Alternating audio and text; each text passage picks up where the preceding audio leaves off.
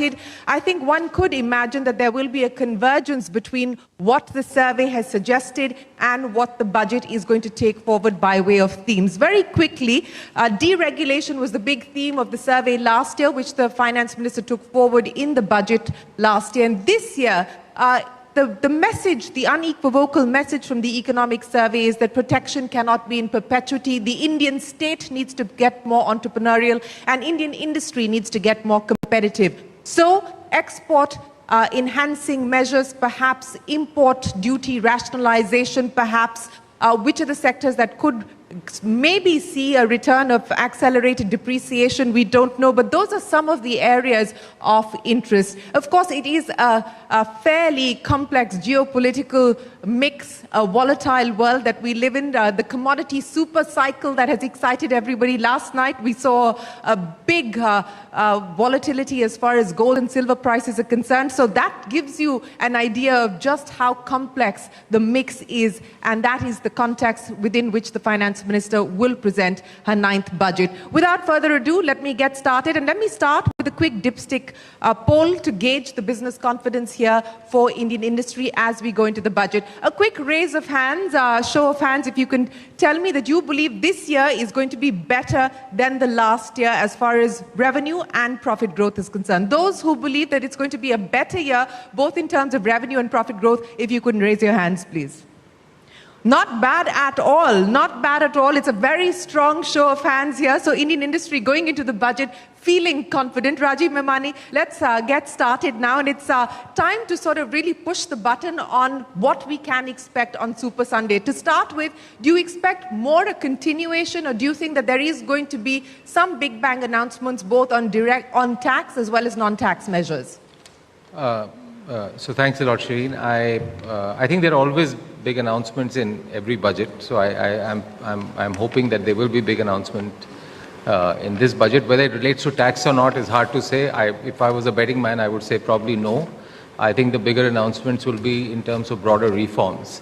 And if you look at the economic survey, and if we were to work with the assumption that that captures the issue, I think the silver bullet that everyone's talking about for India to grow out, grow further and ensure that we have a growth of 7% and more is what do we do around manufacturing? How can manufacturing be more significant? I mean, today we have a current account deficit on merchandise exports of roughly $280 billion, which is 7% of our GDP. And that is not sustainable. That impacts currency and everything.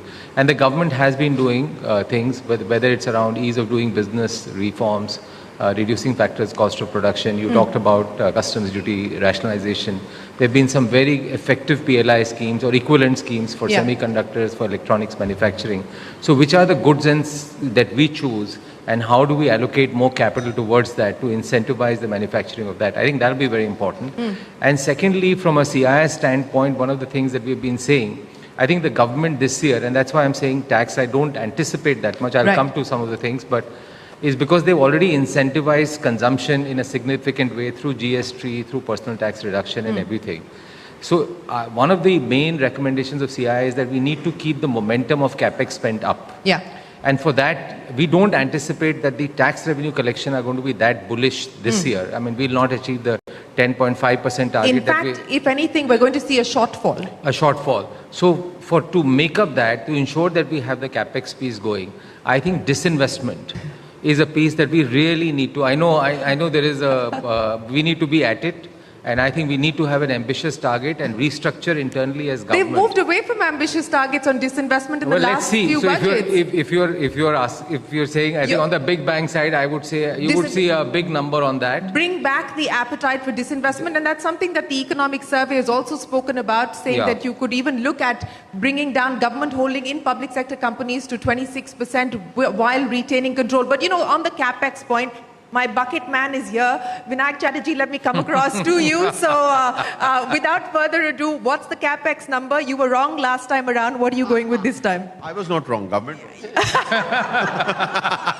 Okay, so last year was 11 lakh crores, and that was hardly any increase at all over the year before that. My expectation this year is 14 lakh crores, and there is a logic to it because the government has from time to time announced that infrastructure in the union budget should be 3.5% of GDP, Nominal GDP expected FY27 is 400 lakh crores. 3.5% of that is 14 lakh crores. So I'm very clear that the budget expectation would be 14 lakh crores, and that would keep the momentum going on the government's stated policy since 2014 of public expenditure-led growth in a situation where private capex is still coming of age. So 14 lakh crores there as far as the capex number is concerned, but what's the sense that you're getting on the ground in terms of execution? If you take a look at numbers coming in from companies like L&T, etc., order books at record highs, what's the sense you get from the ground? Look, order books are there across the EPC companies, etc., so that's a good story. But just to complete your starting... bucket, yes. I have three, I've finished the first bucket. I have four more, and I'll quickly go through that. Expect the budget to push three new age sectors in infrastructure: high-speed rail, coal gasification, and battery storage. Next bucket, a long-standing demand of infra companies, which is group taxation consolidation at the holdco level instead of SPV by SPV.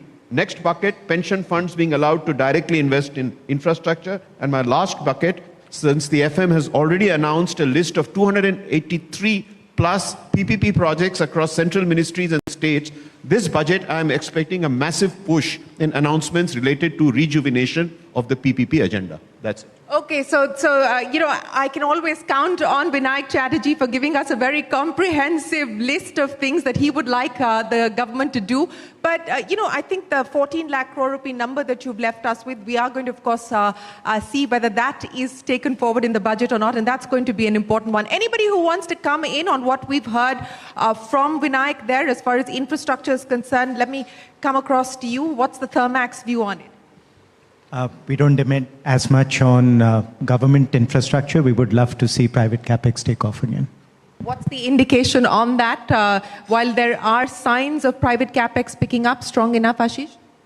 I think this room's a good barometer. Everyone out here put their hands up saying revenues are good, profits are good, factory capacity utilizations are increasing. I think the environment's right for it to take off. The environment is right for things to take off. Mr. Mukundan, let me address the issue of enhancing export competitiveness, and that seems to be a big focus area. We've seen the government ink these FTAs. You were also talking about building out more regional cooperation and so on and so forth. Specific measures that you anticipate the finance minister to take forward on this front? So thank you, Shireen, for that. That was the main issue I was going to come to, because if you have to build forward after signing so many FTAs, they've got to result in something, especially in terms of trade and exports. So I think firstly, there's a deep thinking in the government in terms of at least coming out with slew of changes with respect to customs and custom portal. That I think is something which we need to look for and look forward to.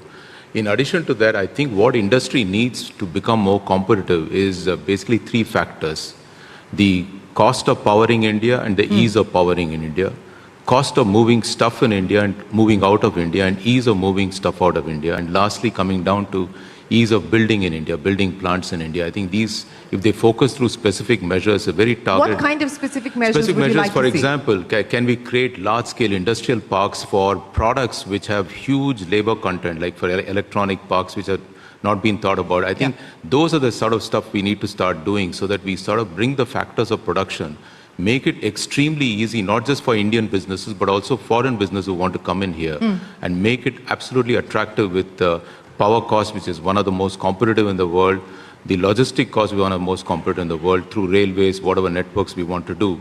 I think if we can do those specific targeted numbers, I think then first I will get the market share overseas. Once we get the market share overseas, then we can start to engage to see moving up the value chain. So this has got to be a structured process. For example, in mobile phone, exports have taken off. There's an opportunity to now bring components here. So I think we need to now say what kind of PLI schemes we need to bring in components. So I think that's the structured approach we need to move. But I think this has got to be the big push. Having done the hard work of starting to open up the economy, you now need to say what can it make to make sure the export goods start getting exported and engaging with the world.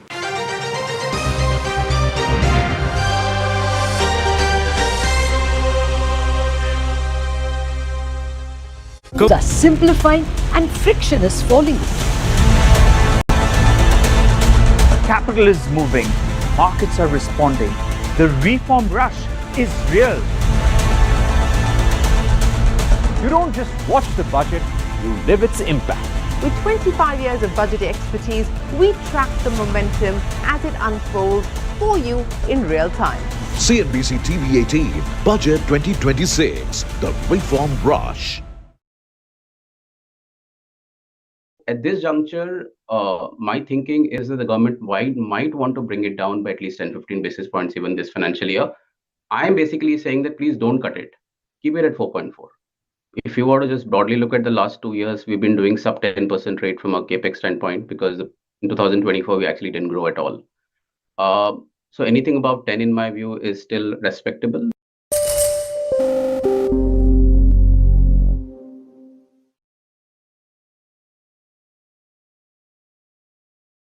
Certain tweaks, especially around LTCG, is probably warranted. It's not a very large quantum, especially the equity side of things. Probably government could have bands a couple of years down the line. So if you have more than 3-year hold or 4-year hold, maybe have the differential, taxes.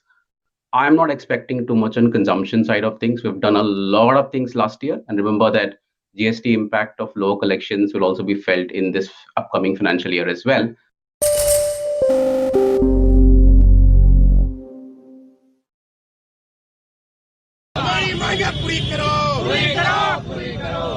Bill वापस लेना होगा।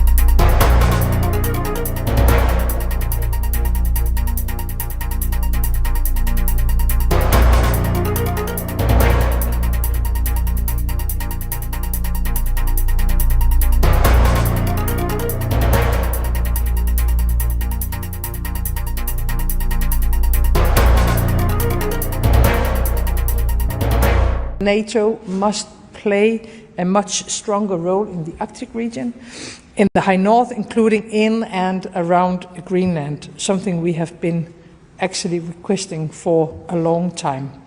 But until NATO's Arctic Sentry mission is in place, participation in the ongoing exercise, as you were just talking about, Arctic Endurance, is very important. It has to be, of course, in close cooperation with all NATO allies. And I would like to underline that the quick and substantial French contribution has been highly appreciated from Greenland and Denmark. Finally, let me emphasize that in a situation where the world order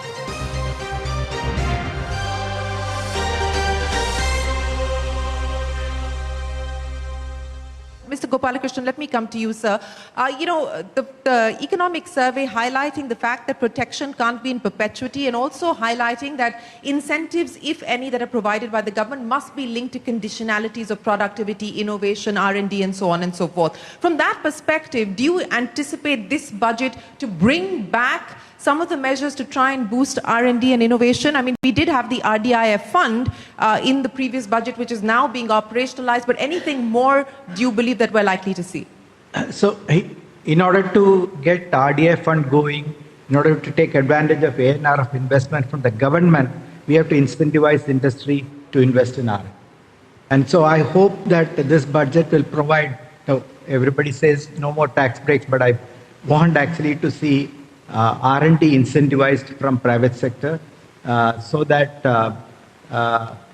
we go up to 3% of GDP as R&D as a country. I think that is necessary for us to also look at manufacturing competitiveness, because the value of manufacturing will go up if we own the IP rather than somebody else owning the IP, which means again R&D. So I strongly believe that we have to make we have to actually incentivize R&D. And you think this will be the year that they decide to go forward? That the finance minister will decide. But on GCCs, because this knowledge economy theme is a theme that's running through, not just as far as the survey is concerned, but it's running through even on our FTAs that we have inked. Almost 2,000 GCCs in the country today. The last budget also talked about a GCC framework. Do you think anything more specific on that front this time around? So clearly, tax certainty is very important for attracting more GCC to come here. The number of cases in terms of tax disputes, etc., are high. So, simplifying those, maybe advance rulings, etc., probably are required in order to make sure that we make it very attractive for GCC to continue to grow in India. Kaushik Chatterjee, thanks very much for joining us here on the Budget Barometer. What's the expectation specifically as far as the manufacturing space is concerned? What would you like to see? So I think the point mentioned on the infrastructure becomes very important, what Vinayak was talking about, because manufacturing competitiveness is very critical. And you talked about protection. And protection is required only when the manufacturing environment is not competitive. So cost outside the gate of manufacturing is still quite high. And that needs to come down. So for which we need public infrastructure. We need to ensure that the railways, the freight capacities are higher. So there has to be a focus on that. Second, I think the state's finances have to be addressed. You cannot have on-ground efficiency unless the state's finances are addressed. And I think that's very important. And the third point is the approval cycle time is still pretty long. Okay. So if you're talking about private capex, if we have an approval to spend the capex, the first capex doesn't go before 9-10 months or maybe a year. And that actually needs to be shortened. If you have to compete in the banner in which we are looking for, the approval timing, the policy is there, but the approvals don't come in so quickly. So, of course, there is protection as far as the steel sector is concerned from cheap Chinese imports. So that protection is expected to continue. But outside of that, from a tariff rationalization perspective to enhance manufacturing competitiveness, what is it that you would like? So if you look at the safeguards that come in, they are not very significant compared to the safeguards that the other continents are doing, be it US, EU, etc. It is a question of ensuring that unfairly priced goods don't come in, which is true everywhere. And I think the protection is not sought from a competitiveness point of view. I think Indian steel in particular can compete with anybody in the world. It's a question of ensuring that the factors of production is more efficient. What is the demand outlook that you foresee for the year ahead? So steel has been growing at about 8%, and therefore we need to ensure that the supply side bottlenecks are eased out, because very soon we may just be importers of steel. That's a big statement, that very soon we may just end up becoming importers of steel. So the government needs to act, and act with a sense of urgency. One of the themes that the survey did talk about was what can we actually do to reduce our vulnerability to external flows? How do we attract both more FDI as well as more FPI? Mr. Venkatraman, let me come to you now on that issue. Do you anticipate any specific measures to draw in both FPI as well as FDI? There's a lot of chatter around the possibility of a reversal of the long-term capital gains tax. Will there be any changes on withholding tax? What's your take? Well, thank you so much, Shirin. I think from the perspective of investors are fairly predictable people. I mean, you look at your cash flows, you look in terms of how you get rewarded for what you put in, especially if you're long-term patient capital. What the survey said, and what I believe will be the theme of the budget as well, is competitiveness. I think competitiveness is really the key, and I've just jotted down a couple of points. The first is... Please share your list with us. Yeah. The first is, I think that while we all talked about CapEx, particularly around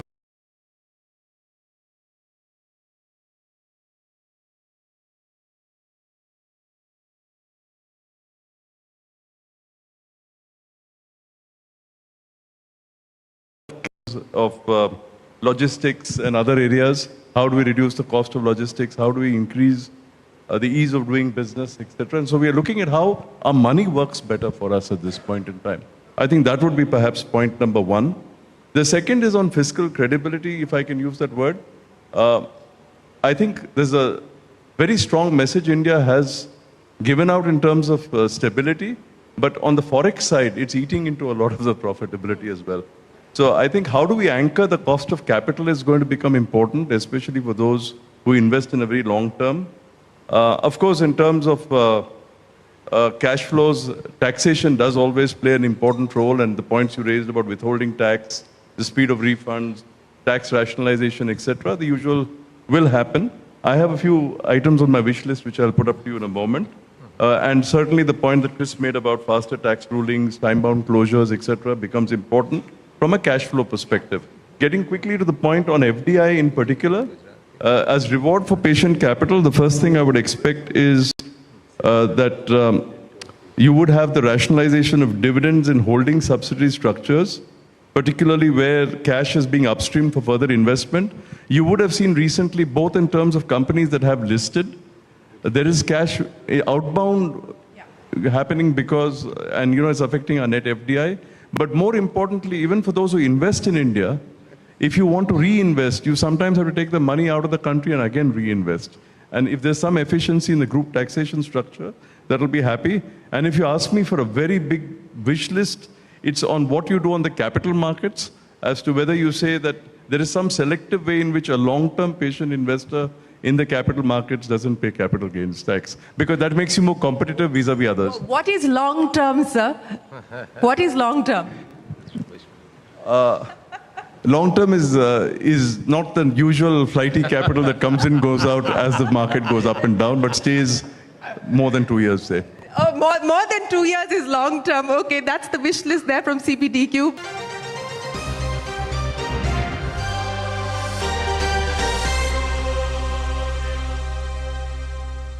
Unit is under pressure. It's changing rapidly. Maybe it's gone. Then we need a stronger Europe than ever. A Europe that is willing and able to stand up for our values and for our principles, For me, the way forward is quite clear.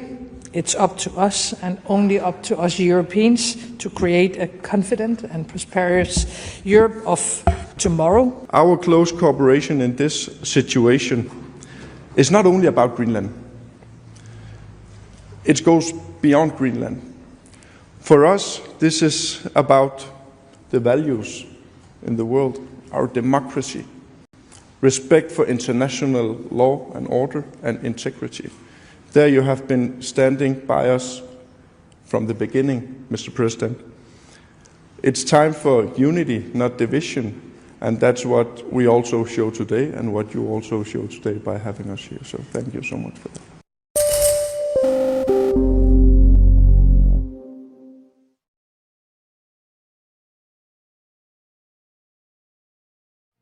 What does it take to build India's largest startup platform? It takes a journey of starting out as an unknown and ending up as unforgettable. It takes more than 2 decades of celebrating the most influential and influencing the most celebrated entrepreneurs. From chronicling the stories of India's startup universe to becoming a success story in itself as India's longest running show on startups and entrepreneurship. Young Turks at 22. Only on CNBC TV 18 and CNBCTV18.com.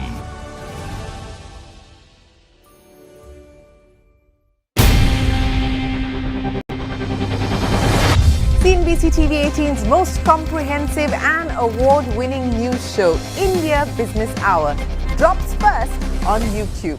So get the first access to the most influential architects of policies and politics, the key newsmakers of the day. Discover the big themes as we decode the business of markets, macros and more. Be the first to go to the heart of all the top stories that drive the day's agenda. Catch the award-winning India Business Hour live every night on YouTube with me, Shireen Bhan. India Business Hour live on YouTube at CNBC TV 18 weeknights at 7 p.m. How about listening to global market maestros before crafting your investment strategy? How about getting deep insights into their businesses from top Indian honchos before putting your money on the line? How about making every trading day profitable with strategies from the market masters, macro pundits and chart wizards? Only one show gives you a head start to your trading day. Get ready to profit. Get ready for business with Bajar at these times on CNBC TV 18 and CNBCTV18.com.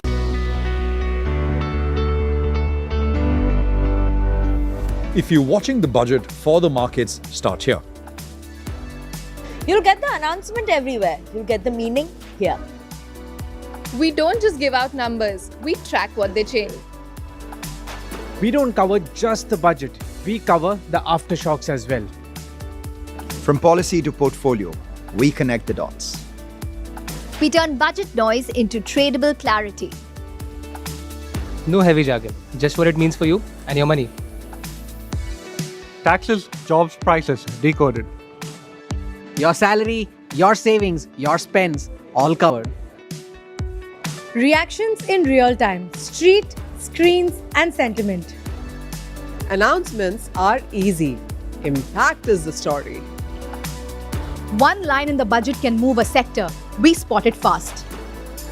Not just what's announced, but what's next. Decades of budgets, one newsroom that never blinks. And that is why CNBC TV 18 is India's budget headquarters.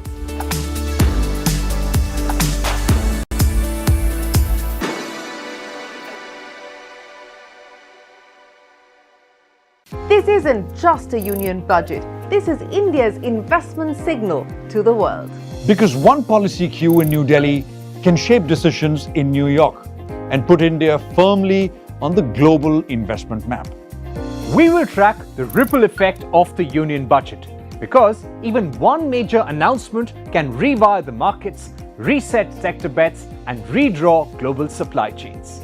And we'll decode what Budget 2026 means for global confidence, capital flows, and India's investment horizon.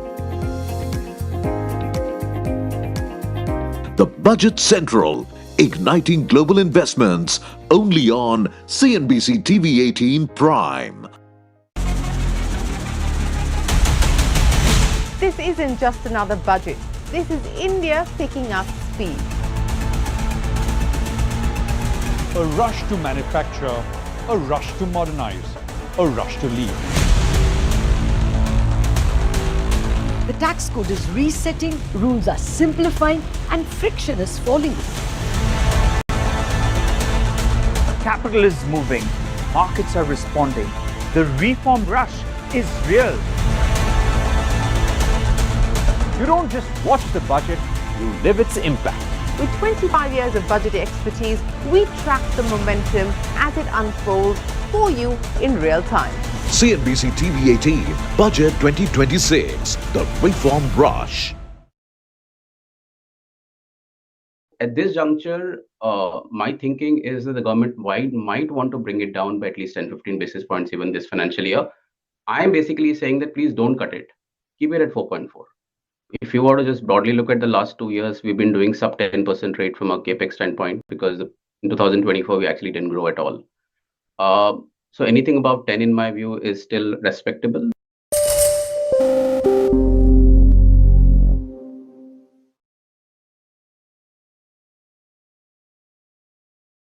Certain tweaks, especially around LTCG, is probably warranted. It's not a very large quantum, especially the equity side of things. Probably government could have.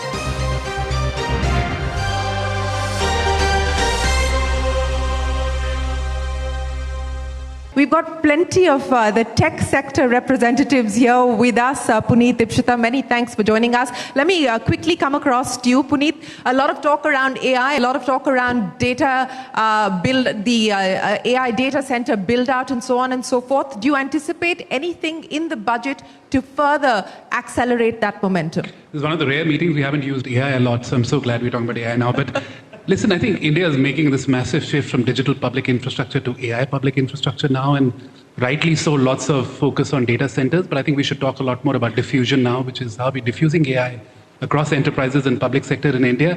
And then finally, skilling. I'm really hoping that the finance minister talks about skilling. Given what's happening with AI and tech, I think skilling is the only oxygen mask for all of us in India, so I hope there's a lot of focus on that. Ipsita? Hi, Shireen. I'm going to first talk about the tech sector from a manufacturing perspective. I'm going to go back to what Mukundan said earlier. Though we are doing these PLI schemes and we are pushing government is pushing very aggressively, we're not thinking about tech parks enough, and we're not thinking about how to organize players around this. To give you an example, if you think of Taiwan or China, to manufacture an entire PC, everyone is co-located within a 7-kilometer radius. Okay. Without that, we are never going to be efficient against the rest of the world. And if we are forced to continue to manufacture, what's going to happen is that we're going to pass on the cost to the consumer. If you combine that with what Puneet's talking about, last budget talked about healthcare, talked about education, talked about skilling, but we're not seeing enough proofs of concept, and we're not seeing the ones that are standing out for education or skilling. That's not going to happen if technology isn't cheaper. And so we've got to combine both these things, and I'm really hoping that we see more tangible paths in the budget. So let's talk a little bit about the power sector's wish list as well as far as the budget is concerned. The good news is that discoms are looking better, or at least seem to be in better financial health. Perhaps we will see more privatization of discoms as well, but what's your expectation as we move forward? Thanks, Shirin. I think, let me start with your last note. One hopes truly that the privatization and the distribution sector really takes off, because we see one step ahead but two behind. So one will really look for the change. What steps have we taken behind? For example, UP was on the cards, but it's been put off now. So that's a bad news. One will look for the change. The privatization really indeed takes off. But I guess it's time that we change gears in the energy sector. We have talked about transition when we talked about adding solar, wind. But now the definition of transition should be, we should change from molecular to electricity. We are just about 18% in the entire energy basket where electricity is used. 18% is pittance. You actually need to move to 50%, but before 50%, let's at least put a target that we move to 30-35% by 2030. By doing that, you will move out a lot of inflows on the kerosene, petrol, diesel, all of that stuff. But add electricity, which is now seeing tremendous amount of robust capacity additions, particularly with nuclear act having come in. I think the private sector needs to move gears, and we need to add 100 gigawatt much earlier than 2047. That's being talked about. How much are you going to add as part of that 100 gigawatt target, and how soon are you going to go down the nuclear path? Will it be SMRs? Will it be micro reactors? What are you looking at? Well, one is not going to talk about business plan, but the quantum. Everybody raised their hands about how you're going to be, doing more on investment. Give us a sense of what we should expect. Okay, we will be about 100,000 gigawatt. For the healthcare sector, every year the expectation is that we will see the allocation go up, specifically healthcare, R&D for innovation. What's the expectation? What would you expect the finance minister to do? Shireen, I hope we continue to build on the areas of healthcare especially, but more importantly, taking on from where, which is of course the medical services itself, the availability of the healthcare across the country, the diversity that we have in public healthcare. But when it comes to commercial viable technologies, platforms, futuristic technologies, cell therapies and gene therapies, moving on to genetic markers and so on and so forth.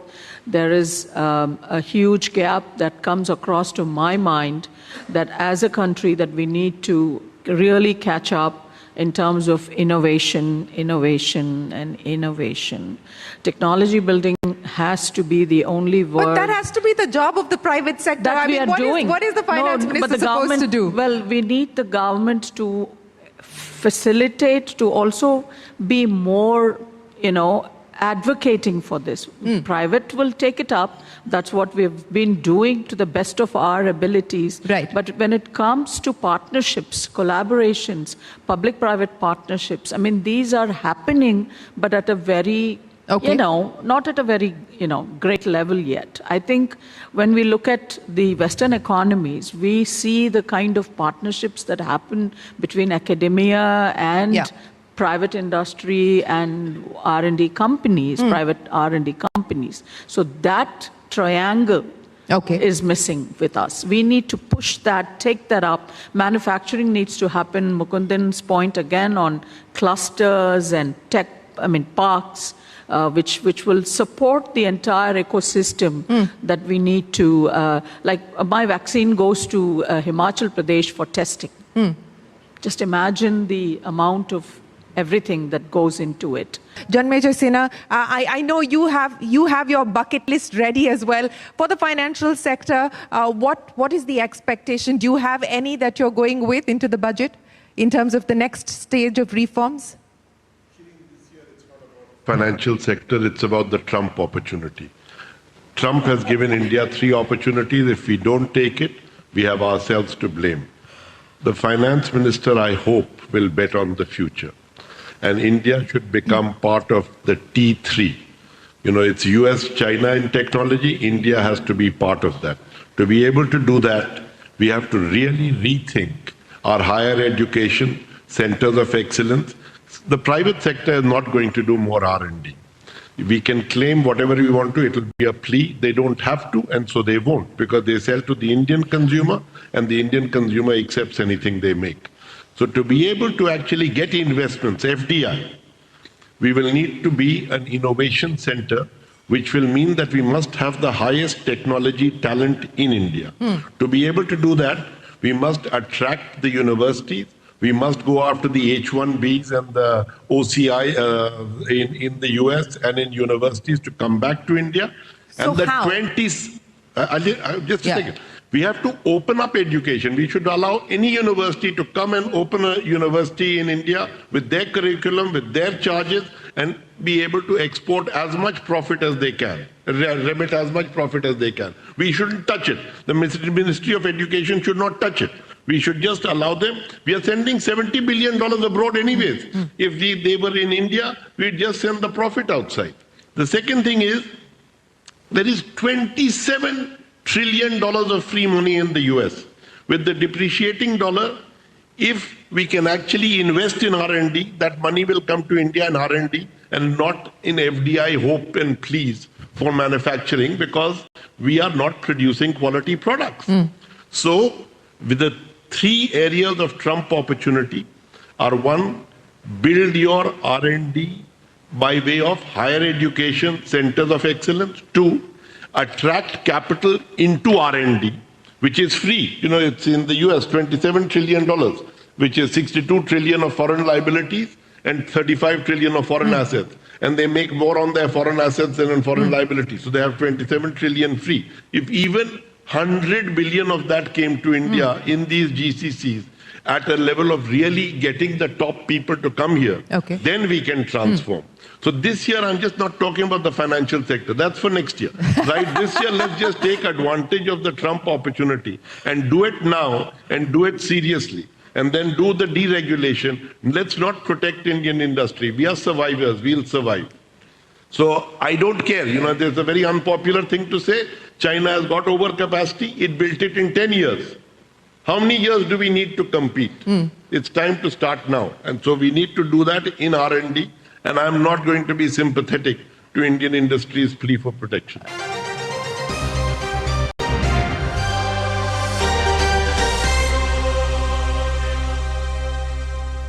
Years down the line. So if you have more than 3-year-old or 4-year-old, maybe have the differential, taxes. I'm not expecting too much on consumption side of things. We've done a lot of things last year, and remember that GST impact of low collections will also be felt in this upcoming financial year as well.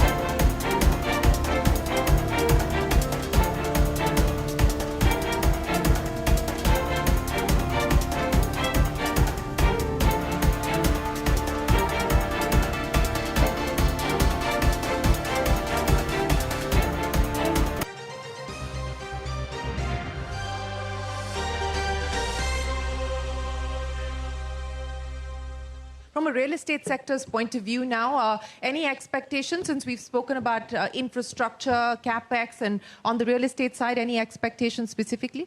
Certainly. I think one you mentioned about GCCs. We talk about nobody's talking about employment, which is a big factor. GCCs are one of the largest employers in service sector. Whilst you mentioned 2,000 GCCs, this is only going to grow, and we're still scratching just a small surface. There are many more companies who can set up GCCs here. So one of the things was, can we give them tax benefit?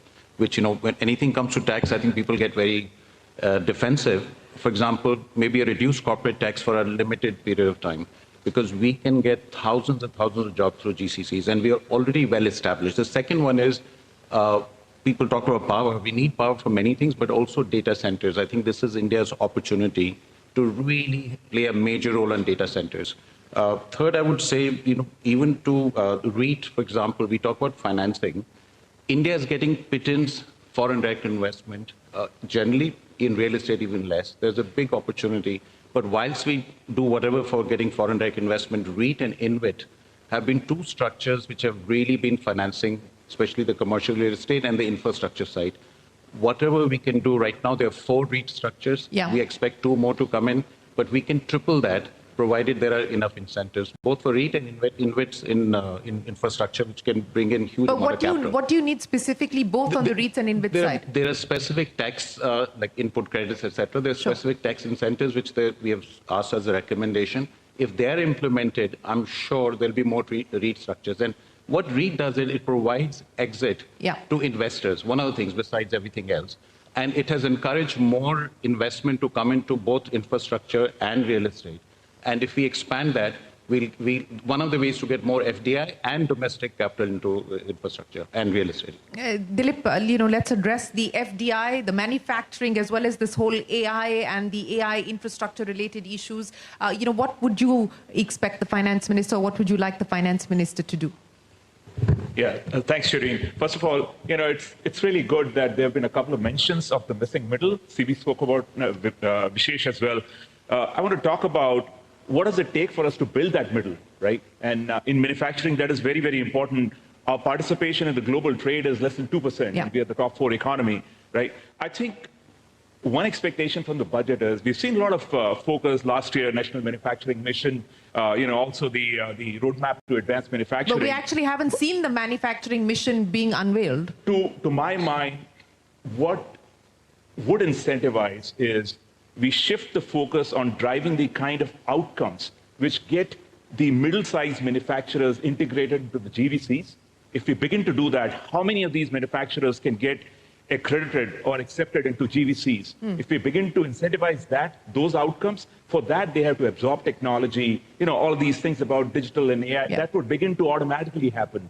And that then begins a virtuous cycle. So that's one thing which I'll be looking out for. Okay, so moving up the global value chain, but Rajiv Memani, I want to come back to you on this point that was being made there. And look, let's address the issue that we're still under 2% of global trade. And while we ink these FTAs with the world and so on and so forth, the aspiration is that that number is going to look better. But it's still, the EU FTA probably will be operationalized at some point in 27. The UK FTA will be operationalized sometime this year. In the interim, what measures do you believe the government must take outside of import duty rationalization? Yeah, I think the FTAs are very positive. I know it's going to take probably a year and a half before some of them become operational. That's a good start. But I think it comes back to the same thing, Shireen, the reason why exports haven't moved up to that extent. One is, I think as government and private sector, I think we need to take a more proactive stance in engaging with the companies which are really driving the global value chain. And if you look at it, there are about 50 companies who drive a lot of the trade that happens. And a lot of this is really between US and China, because that's the busiest corridor from global value chain standpoint. We have to have a more proactive stance to see how we are able to invite them. And I think, as I said, both private sector and government have to act. The second thing is around how do we make ourselves more competitive from a cost standpoint. I think the government is doing a lot of things from reforms. We are seeing power costs are coming down, logistics costs are coming down. But I think we need to be at it all the time so that we become more competitive there. Third, ease of doing business, time, land reforms and others. So all these things on land and ease of doing business are in some ways in play, but we need to probably keep on doing much more in that to try and see what we focus on. I would say the fourth thing is we have to identify some sectors, like electronics has been a great case in that, where we need to double down. Where there is probably domestic demand, those sectors are strategically important and they present an export potential. So to give you an example, I mean, we talked a lot about AI, we talked a lot about data centers.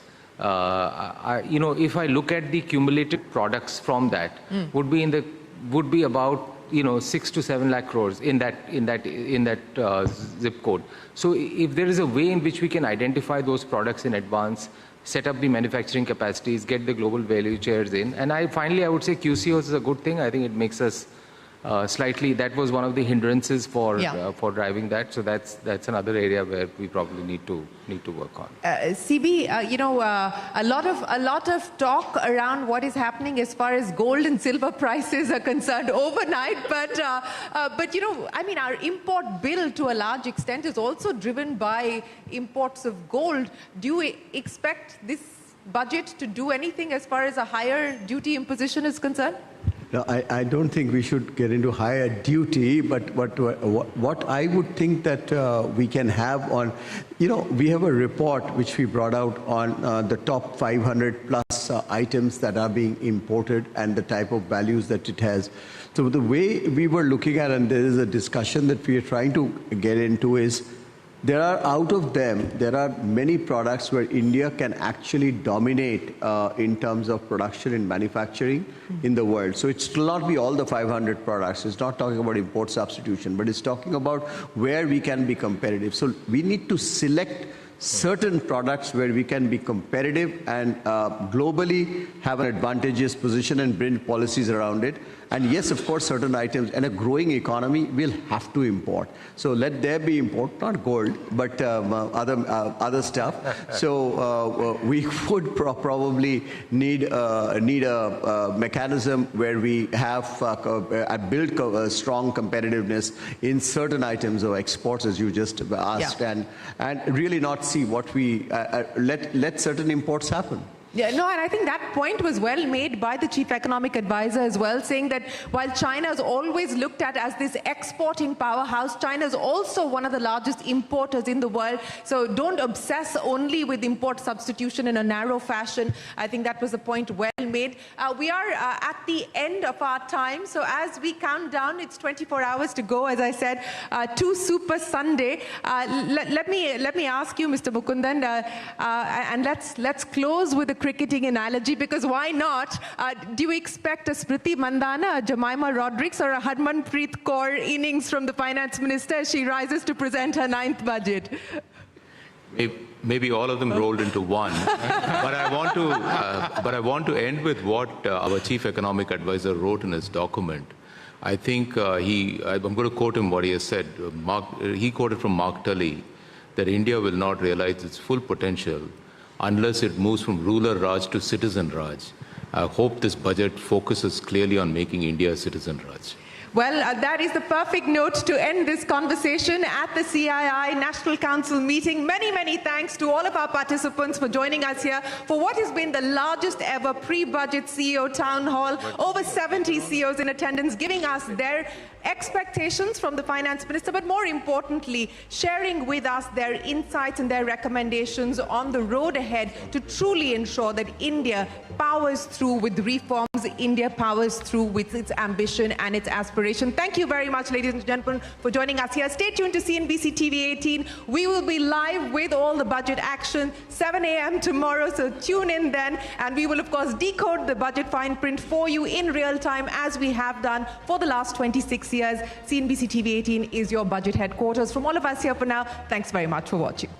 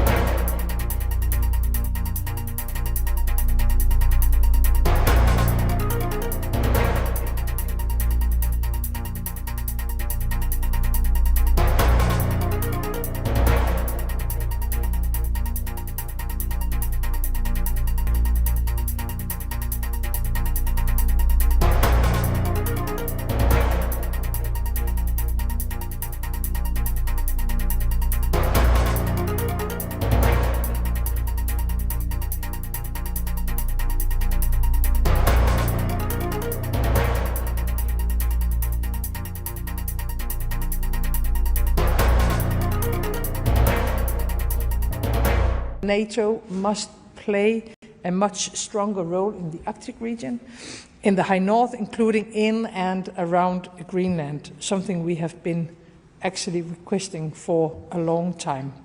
But until NATO's Arctic Sentry mission is in place, participation in the ongoing exercise, as you were just talking about, Arctic Endurance, is very important. It has to be, of course, in close cooperation with all NATO allies. And I would like to underline that the quick and substantial French contribution has been highly appreciated from Greenland and Denmark. Finally, let me emphasize that in a situation where the world order as we have known it is under pressure, it's changing rapidly, maybe it's gone, then we need a stronger Europe than ever. A Europe that is willing and able to stand up for our values and for our principles. For me, the way forward is quite clear. It's up to us and only up to us Europeans to create a confident and prosperous Europe of tomorrow. Our close cooperation in this situation is not only about Greenland. It goes beyond Greenland. For us, this is about the values in the world, our democracy, respect for international law and order and integrity. There you have been standing by us from the beginning, Mr. President. It's time for unity, not division, and that's what we also show today and what you also show today by having us here. So thank you so much for that.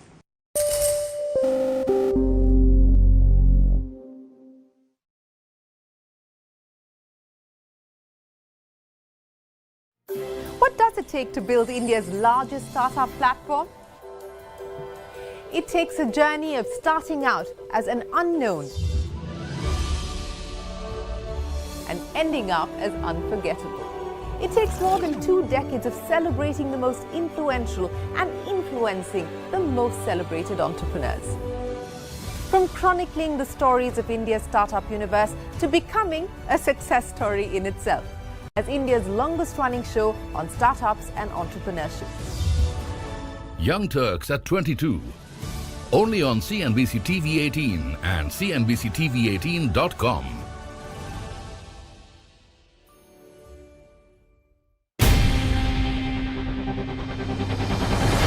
CNBC TV 18's most comprehensive and award-winning news show, India Business Hour, drops first on YouTube. So get the first access to the most influential architects of policies and politics, the key newsmakers of the day. Discover the big themes as we decode the business of markets, macros and more. Be the first to go to the heart of all the top stories that drive the day's agenda. Catch the award-winning India Business Hour live every night on YouTube with me, Shiv.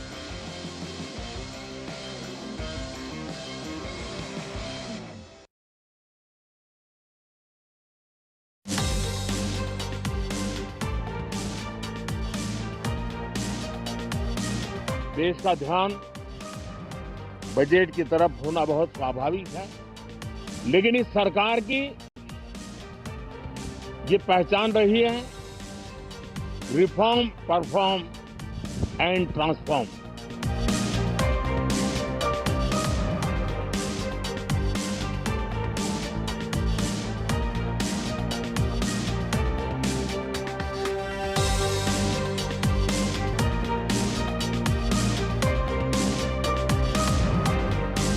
The kind of performance that we demand of our private sector has to have multifaceted criteria, not merely production.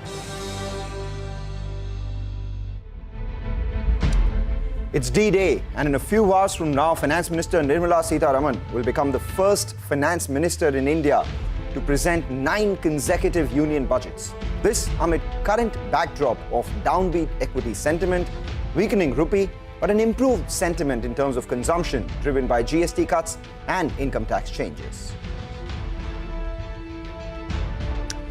The Finance Minister is set to make changes to the traditional structure of the Union budget presentation with Part B of the budget speech expected to receive special attention. That's an exclusive. Former policymakers expect overall capex hike in the 5 to 6% range and 15 to 20% growth in defence budget. They also expect the share of government borrowings in the overall budget to come down.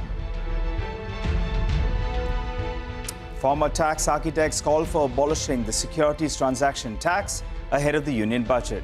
Say it has outlived its purpose. Also calls for rationalizing the customs duty framework and slashing the number of slabs from 8 to 4.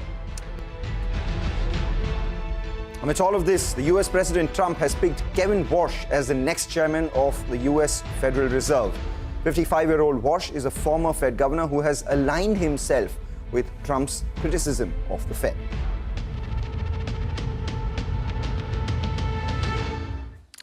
Well, in a few hours from now, all eyes will be on Parliament as Finance Minister Nirmala Sitharaman presents the Union Budget 2026, her 9th consecutive one. Expectations are high that the government will double down on manufacturing push, giving a fresh impetus to Make in India vision, with an expansion of the PLI scheme very much likely on the cards. The budget is also expected to prioritize stronger health and education infrastructure with higher fund allocations, while continuing its big bet on capital expenditure to keep the growth engine running.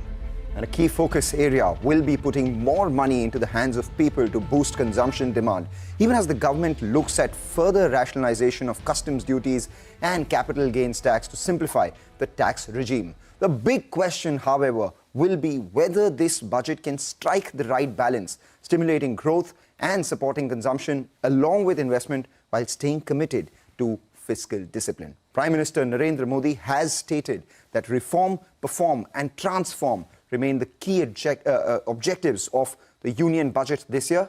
So let's listen in to the Prime Minister's comments to kick off. देश का ध्यान budget की तरफ होना बहुत स्वाभाविक है, लेकिन इस सरकार की ये पहचान रही है रिफॉर्म, परफॉर्म एंड ट्रांसफॉर्म। और अब तो हम रिफॉर्म एक्सप्रेस पर चल पड़े हैं, बहुत तेजी से चल पड़े हैं। और मैं संसद के भी सभी साथियों का आभार व्यक्त करता हूं कि इस रिफॉर्म एक्सप्रेस को गति देने में वे भी अपनी सकारात्मक शक्ति को लगा रहे हैं। Well, and let's tell you what we are picking up from sources ahead of the budget presentation. Finance Minister Nirmala Sitharaman is set to make changes to the traditional structure of the union budget presentation, with Part B of the budget speech expected to receive special attention. Earlier, budget speeches typically had a lot in detail in Part A, while Part B only consisted of a few announcements. This time, however, the Finance Minister is expected to speak in great detail on Part B. And according to sources, Part B of the budget speech will place strong emphasis on both short-term and long-term goals, will reflect India's economic vision and priorities as the country enters the second quarter of this century. Part B of the budget will also offer the roadmap for showcasing India's local strengths on the global stage while highlighting India's current strengths and future potential. All right, as we count down to the budget, well, in the next few hours, our colleague Timsi Jaipuria joins us straight from near Parliament to highlight the key expectations from budget today. Timsi, over to you. Well, the Union Finance Minister is all set to table her 9th consecutive budget, a record that she'll be making. And this time the expectations are running high for the industry, what industry has been wanting. More measures to support Make in India, further expansion of PLI, more support on the PLI scheme. Also, on the other side, further boost to be given to the health and education infrastructure, more fund allocations on that side. The capex cycle needs to continue to boost the economy, and yes, not to forget, giving more money into the hands of the middle class and to the people so that the consumption cycle can see a boost, something that we'll have to wait and watch for. On the market side, well, investors are hoping that there could be some changes in the capital gains side. However, the government did make some changes in 2024 July budget itself. But yes, expectations are again running high. Whether these expectations are being met by the Union Finance Minister in her budget speech, that is something that we'll have to wait and watch for. Indeed, MC, we will wait and watch for all of that. But amidst everything, rupee depreciation, that remains a big concern. Speaking on the currency fall, Chief Economic Advisor says the rupee is not an outlier. Here's what he had to say when asked on the impact of tax SOPs on rupee and the FPI flows. Let's talk about the fact that, as you point out in the survey, the fundamentals of the economy continue to be strong, yet we've seen a significant depreciation of the rupee. You still believe that the rupee is not an outlier if you look at a longer-term horizon as far as the currency is concerned. But in your words, when we talk about investor reluctance and you call for an examination of that, is there anything in specific, any specific friction, pain point that we can address today to ensure that we start to see capital flows? FPIs, for instance, will it make sense to address tax-related issues at this point in time, or do you believe that that won't really move the needle much? No, whether it will move the needle or not is not exactly in our control. But I would agree with the first part of your statement. We need to do whatever is in our limit, is in our capability to be able to do, which is to offer predictability, continuity, and stability of policies, whether it is tax or non-tax.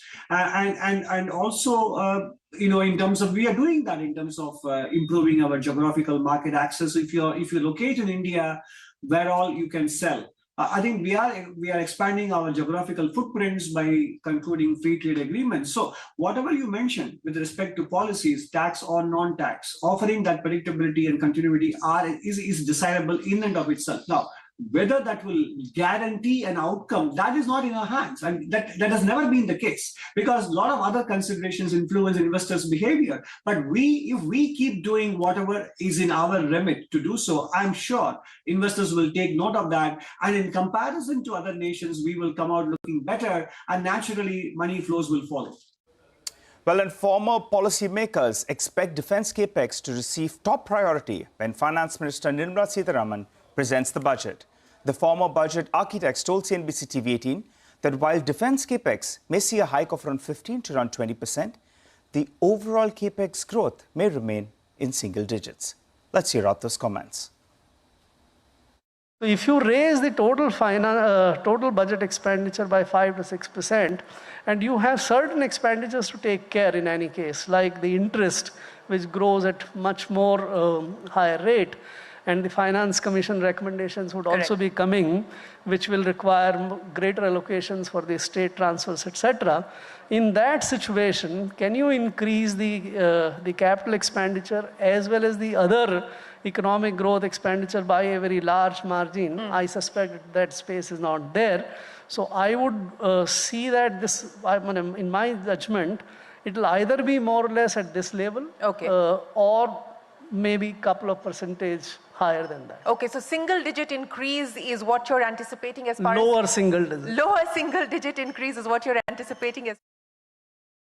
The current year budget allocation is definitely going to be much higher than the previous years. And the growth in capex is definitely, in my understanding, going to be around 15 to 20%. And there is scope and potential to be a higher figure also. Higher However, than 20%? Yeah, because if the industry is ready, they are able to deliver what has already been ordered, the final expenditure outgo is going to be quite heavy, considering the type of platforms which are on order. And that's not all. Former tax architects have called for abolishing the securities transaction tax ahead of the union budget. They say it has outlived its purpose. They've also called for a rationalization in the customs duty framework, as well as slashing the number of slabs from 8 to 4. I think that is something that we can quite reasonably expect would happen in this budget.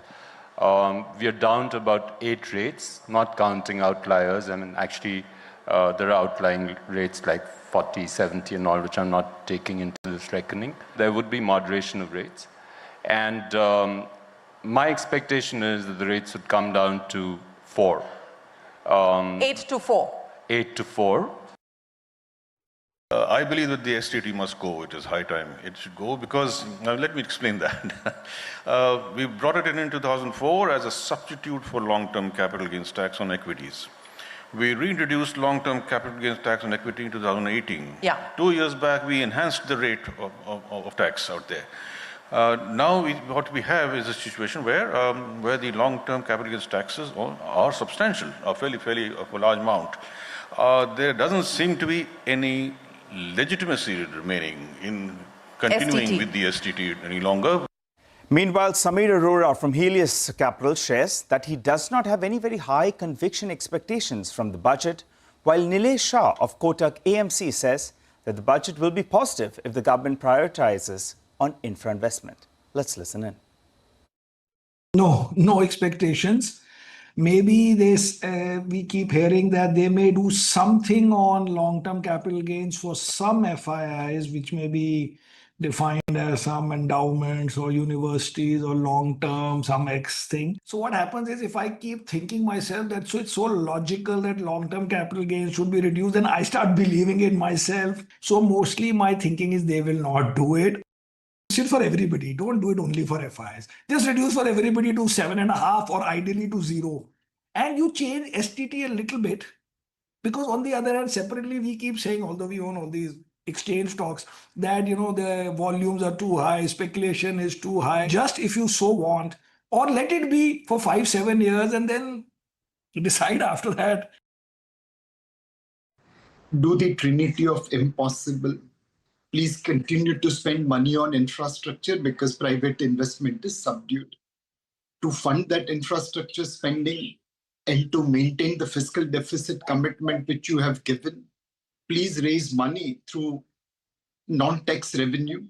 It could be asset monetization, it could be strategic divestment, or it could be out-of-box idea like a gold disclosure, gold monetization scheme, which gives money to the government and brings gold, silver lying in the tijori into the bazaar. All right, now you know what the street is expecting, what the policymakers are expecting, and at the same time, what the experts are expecting as well. Take a short break, come back on the other side. We'll get you what the market is expecting and what the market setup is on the other side of this budget breakfast.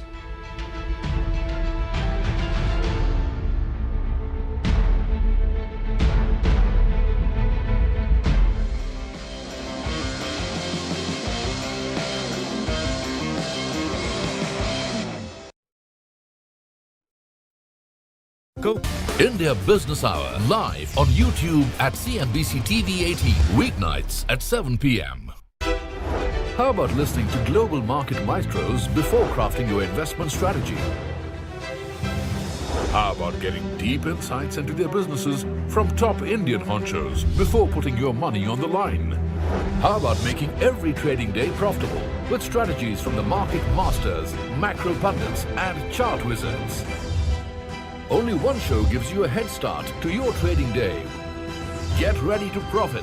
Get ready for business with Bajar at these times on CNBC TV 18 and CNBCTV18.com.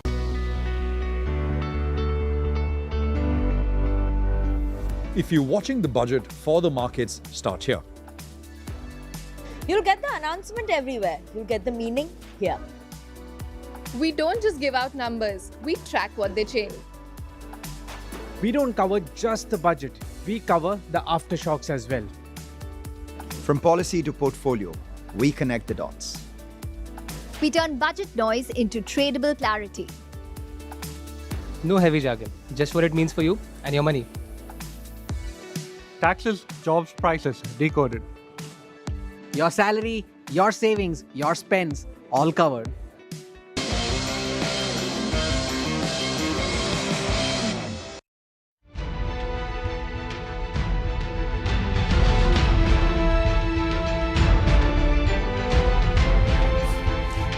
Welcome back. You're tuned in to Budget Breakfast here on CNBC TV 18. Well, as promised, let's get straight to trade setup. Well, Mangalam, the market mood has been a little bit subdued. let's get straight to the action. Let's get straight to the action. It's one of those days, where it hasn't been spoken about the budget so much this time around. And that's because the mood of the street is like that. If you look at it, the Nifty, yes, for all practical purposes, did hit a record high in January. But from there itself, it's down about 4%. The Nifty Bank, which has been doing well, is down just about 1.5%. The problem point of the market is the IT index, which is down about 17%, and the big weight Reliance as well, which is down about 13% from the highs. And that's not all. The rupee is something that we're looking at in the broader markets. The mid-cap index is 5% of its lifetime highs. The small-cap index in the Nifty Next 50 down 14 to 13%, with more stocks, way more stocks down anywhere between 20, 30, and some even 40%. Is the rupee, which is a problem. Since the last budget, the rupee is down 5.5%, and the Nifty in dollar terms is actually down 6%. So that is a worry that we need to monitor going forward. And what the budget will have in terms of stemming the FII outflows is something that we will track as well, because all of 2025, the FII sold nearly 3 lakh crore in the cash market, and in January itself, they've sold a tenth of that, a little more than that, 41,000 crores. So all these factors actually should play on the mind of the street and the budget makers. Well, that's right, Mangalam. I'm looking at a couple of other factors that are playing out. So, if you just look at it, the kind of decline that we have seen in precious metals, well, that's actually not so bad, because over the weekend you had gold as well as silver that came off drastically. I say that it's not so bad because, in fact, we have been seeing that a lot of interest, and because of the recency bias, there's a lot of interest that's moved to gold as well as silver. So it may not be such a bad aspect. But the FIs, as you said, they have been underweight in the cash market, and in the future space, getting into the event, they've added short positions within percentage terms, the short positioning at around 88%. And if we pull up the absolute number, it's at around 1.9 lakh contracts on the short side. So FI is getting into this event extremely net short, while the clients there on the opposite side, they're net long at around 1.3 lakh contracts. Not just the futures market. If you look at the options data as well, that's telling you the kind of writing we have seen on calls in comparison to puts. So safe to say that the FIs, they're extremely defensive getting into this event. But Mangalam, tell us about some of the key market triggers that you're looking at. Yeah, beyond the budget is something that we will be tracking very closely, right? All eyes will be on what the finance minister says. But if you look at, some of the big triggers for the market, so far, the earnings season hasn't brought out big negative surprise. So there is a likely pickup that is expected in the second half of this earnings. And rural and urban consumption are at an inflection point. That's the sense that we get from all the numbers that have come by so far, and all the data points and all the actions that the government has taken as well. Then there is this uncertainty around Trump, tariff, and commodities. You did speak about how precious metals have come off the highs. So all these things will also weigh on the market. And above and beyond all of this, the very next week, we will have the RBI policy. Is there a rate cut coming or not? And the strategy of the new Federal Reserve chairman. All these factors beyond the budget will be important triggers for the markets to watch. But all eyes on the FM now. Well, that's right. All eyes on the FM. And I'll tell you what, the street will be wanting this capital expenditure push to continue. So the ballpark range we're working with is around a 10 to around 11% increase in terms of capex expenditure. They'll want the finance minister to continue walking the talk and, in fact, going ahead with that. And also, the feedback that I've got is a little bit of a slip on the fiscal deficit. That'll be par for the course, given that we want to revive the nominal GDP. So that's going to be the important aspect with regard to the key number to track. Otherwise, something for the stock markets. Remember, Mangalam, as you said, they've been selling in the cash market, the FIs. They're net short in index futures as well. And India has underperformed in comparison to the globe. So something in there, some tinkering of LTCG, STCG, maybe STT, put in something out there that revives sentiment both on ground as well as for market enthusiasts. But let's get to the levels to track that, Mangalam. Indeed, Nigel.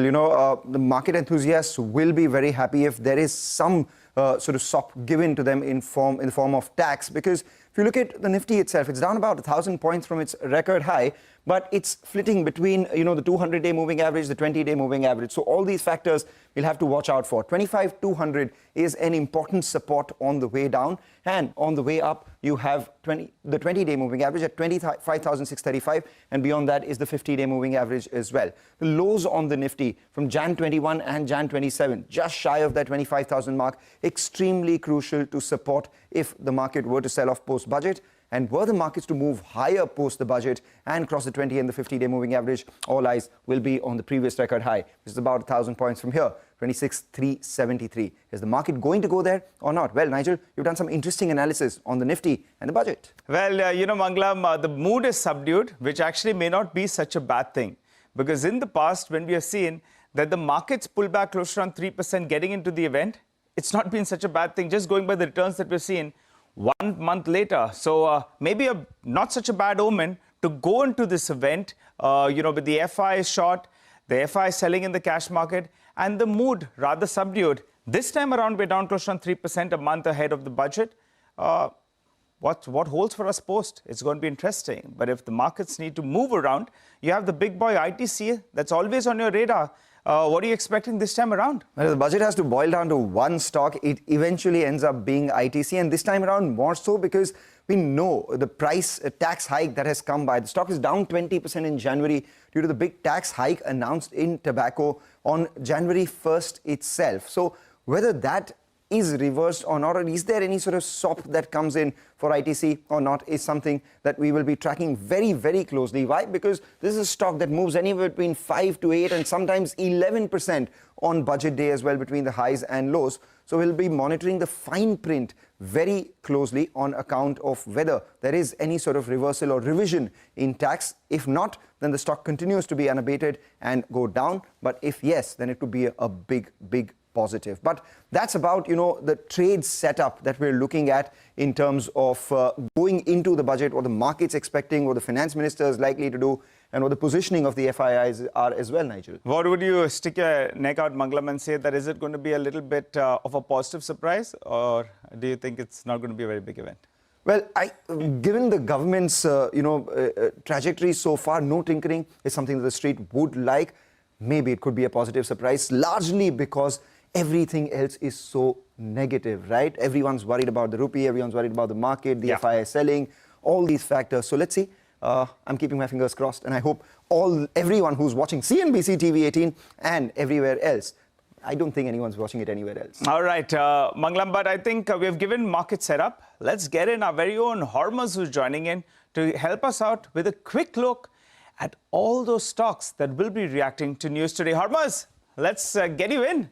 Well, it's the big day, right? And we'll be awaiting what the finance minister is going to announce. Right. But more than that, the usual suspects that should be on the radar as far the budget speech is concerned. And the fact is that you'll have to watch out for the big names, right? The defense space, of course, because of the defense allocation, the railway names are the kind of stocks that you'll be announcing there, and so on and so forth. But other than that, there are a lot of other announcements as well. There were earnings that came in. And look at Sun Pharma's numbers as well that came in on Friday. They were better than expectations. It was the India business that led the growth. The generic sales in the global markets were also better. They were in line with expectations. Margins expanded. So the stock did well. It should be in focus. Bajaj Auto's numbers were in line with expectations as well. The balance sheet continues to remain healthy. That's the big takeaway. The brokerages, though, continue to remain a little divided on the stock. The Bank of Baroda's numbers, nothing much to write home about there. It was a subdued quarter for them. Asset quality has not seen any major significant improvement either on a sequential basis. Now, if you take a look at a similar result from Cholamandalam as well, the core income was higher, 24%. Yes, but the asset quality has not seen any improvement. In fact, it has seen an even more deterioration, ever so slightly, but a deterioration nonetheless when compared to the September quarter. Even the provisions have gone up to as much as 3,000 crores for the ECL stage 3. Now, ESAF Small Finance Bank is one name. The stock had reported a loss of over 200 crores last time. They have turned a profit this time. And more importantly, the asset quality has seen a very significant improvement as well compared to the same quarter, compared to the sequential quarter as well. As you spoke about defense names, a couple of defense names. Bharat Dynamics is one name reacting to results. Profit has halved from last year. Margins have seen an even sharper deterioration, so keep that on your radar. Other reactions, of course, CDSL, GSPL and other names. Silver, Hindustan Zinc should be on your radar. And of course, Ola Electric, and keep an eye out on BSE as well after the clearance to the NSE IPO. We take that point, Hormuz. Thanks a lot for that. Speaking about BSE and NSE, don't worry, we will be there. We're speaking to those decision makers out there. But before we do that, let's listen to Venugopal Gare, the Managing Director and India Head of Research at Bernstein. He lists out his expectations from the budget as well. Certain tweaks, especially around LTCG, is probably warranted. It's not a very large quantum, especially the equity side of things. Probably government could have bands a couple of years down the line. So if you have more than 3-year hold or 4-year hold, maybe have the differential, taxes. I'm not expecting too much on consumption side of things. We've done a lot of things last year, and remember that GST impact of lower collections will also be felt in this upcoming financial year as well. At this juncture, my thinking is that the government might want to bring it down by at least 10-15 basis points even this financial year. I'm basically saying that please don't cut it. Keep it at 4.4. If you were to just broadly look at the last 2 years, we've been doing sub 10% rate from a capex standpoint, because in 2024 we actually didn't grow at all. So anything above 10 in my view is still respectable. All right, all set for the budget. With that, it's a wrap on this edition of Budget Breakfast. You know where to stay tuned. Stay tuned to CNBC TV 18 for continued comprehensive coverage on the budget 2026. Thank you for watching. And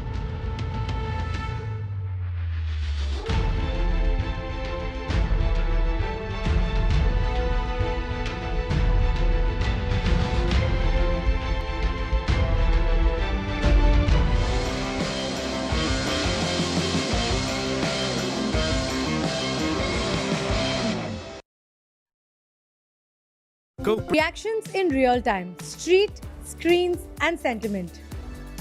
Announcements are easy. Impact is the story. One line in the budget can move a sector. We spot it fast. Not just what's announced, but what's next. Decades of budgets, one newsroom that never blinks. And that is why CNBC TV 18 is India's budget headquarters.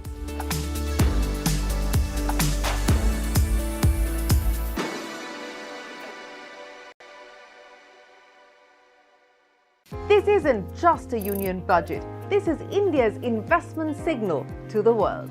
Because one policy cue in New Delhi can shape decisions in New York and put India firmly on the global investment map. We will track the ripple effect of the union budget, because even one major announcement can rewire the markets, reset sector bets, and redraw global supply chains. And we'll decode what Budget 2026 means for global confidence, capital flows, and India's investment horizon. The Budget Central, igniting global investments, only on CNBC TV 18 Prime. This isn't just another budget. This is India picking up speed. A rush to manufacture, a rush to modernize, a rush to lead.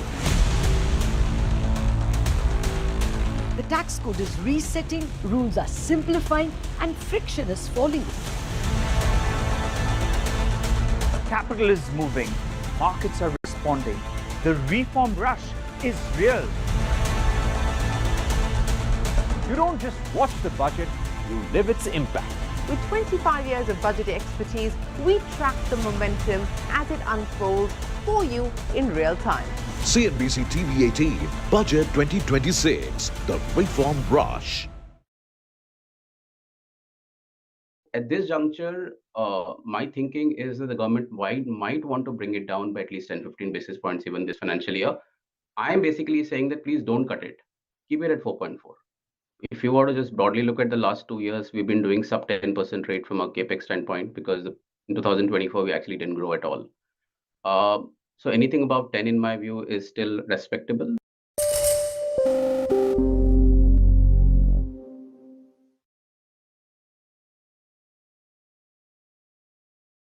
Certain tweaks, especially around LTCG, is probably warranted. It's not a very large quantum, especially the equity side of things. Probably government could have bands a couple of years down the line. So if you have more than 3-year hold or 4-year hold, maybe have the differential, taxes. I'm not expecting too much on consumption side of things. We've done a lot of things last year, and remember that GST impact of lower collections will also be felt in this upcoming financial year as well.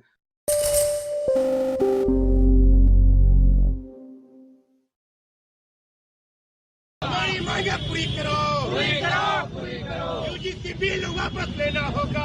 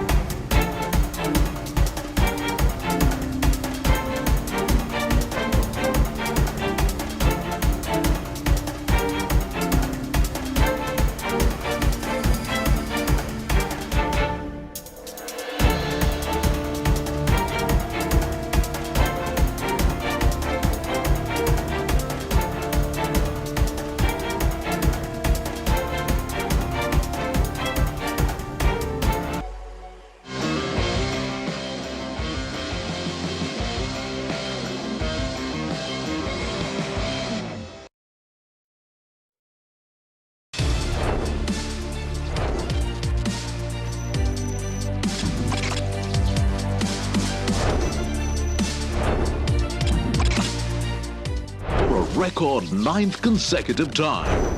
Finance Minister Nirmala Sitharaman will rise to present the Union budget in a few hours from now. India has just sealed a landmark trade deal with the European Union. आज भारत ने अपने इतिहास का अब तक का सबसे बड़ा फ्री ट्रेड एग्रीमेंट संपन्न किया है। भारत और यूरोपियन यूनियन की साझेदारी अंतर्राष्ट्रीय सिस्टम में स्थिरता को मजबूती देगी। We delivered the mother of all deals. A trade pact with European Union comes as a relief for Indian exporters who are struggling with the 50% tariffs imposed by the US. Trump said India is a dead economy. What is the central government saying? While the global growth is 3.2%, India is growing at 8.2% last quarter, becoming the fastest growing major economy. From revamped income tax slabs to a brand new labor code, the government has unleashed a slew of reforms in the last year. So, what can we expect in this budget? Staying the course on fiscal discipline, sustained infrastructure spending, and boosting domestic manufacturing are the key market expectations. For the last 26 years, this has been your budget destination. The CNBC TV18 coverage of the Union Budget starts right now. Beaming live from the CNBC TV18 Motilal Oswal Budget Headquarters.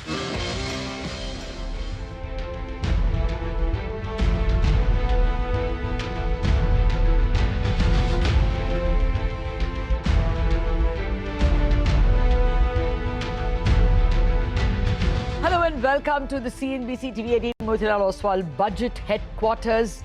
In a little over 3 hours from now, Finance Minister Nirmala Sitharaman will deliver a record 9th consecutive budget as Finance Minister. I'm Lata Venkatesh, and with me are my colleagues Prashant Nair and Nigel D'Souza. Hi guys. Lata, good morning. Nigel, good morning. It's a super Sunday. Super Sunday. Super Sunday with super colleagues and super budget maybe. well. Okay, well, you know, let's just, there's a lot at stake, right? And geopolitical worries persisting with a volatile West Asia, unpredictable Uncle Sam, if I can call it that. The economy has performed, but well, markets, as we all know, have not.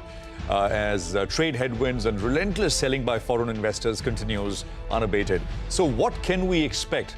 Could the finance minister deliver something to ease the tax burden going forward? That's the sort of big question that we are grappling with, especially on the capital gains front. That is what markets most want. Will there be a further push on Atmanirbharta, perhaps in the form of more PLI schemes for customs duty cuts on the cards?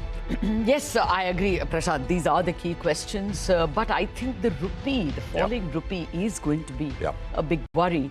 As the economic survey pointed out, a depreciating rupee does help to adjust for things like tariffs, but too rapid a fall can keep out capital flows. So, will the survey, drop some hint of more PLIs when it said that the government should provide protection to products like, say, fertilizers, APIs, industrial chemicals, even telecom equipment, where India is too import dependent, and hence we may become vulnerable.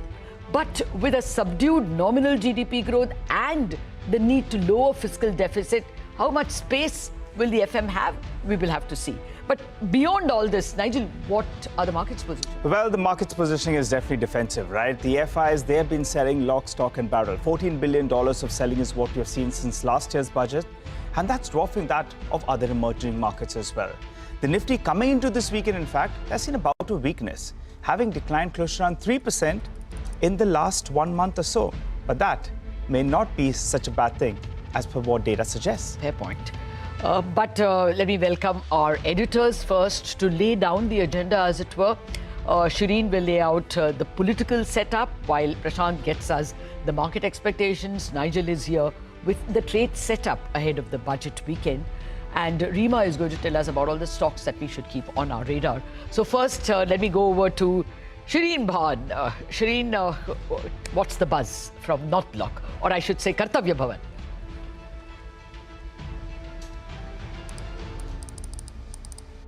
In a few hours from now, Finance Minister Nirmala Sitharaman will rise in the Lok Sabha to present her 9th consecutive budget, creating a new record. Now, what will Budget 2026 focus on? Let me start by picking up on a few themes. To start with, it will certainly paint India's growth story. Remember, the Economic Survey has projected the growth estimate of between 6.8 to 7.2%. The budget is likely to go with that. We will have to see. The Finance Minister will reiterate the message that India continues to be amongst the fastest growing large economies in the world, navigating a very volatile geopolitical climate in the midst of significant geo-economic fragmentation. The survey talks about the impact of things like tariffs and so on and so forth.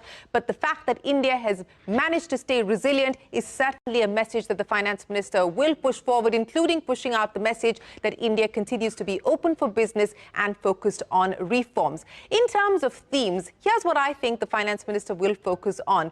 Enhancing export competitiveness. Exports will be the big earners in terms of dollar earnings, and that is what the Economic Survey says we need to focus on. India's share of global trade still under 2%. We had a good year on exports despite all of the tariff turmoil. But a further acceleration is certainly needed. Will we see more PLI schemes? Will we see more cluster-based schemes, so on and so forth? That is going to be something to be watched for.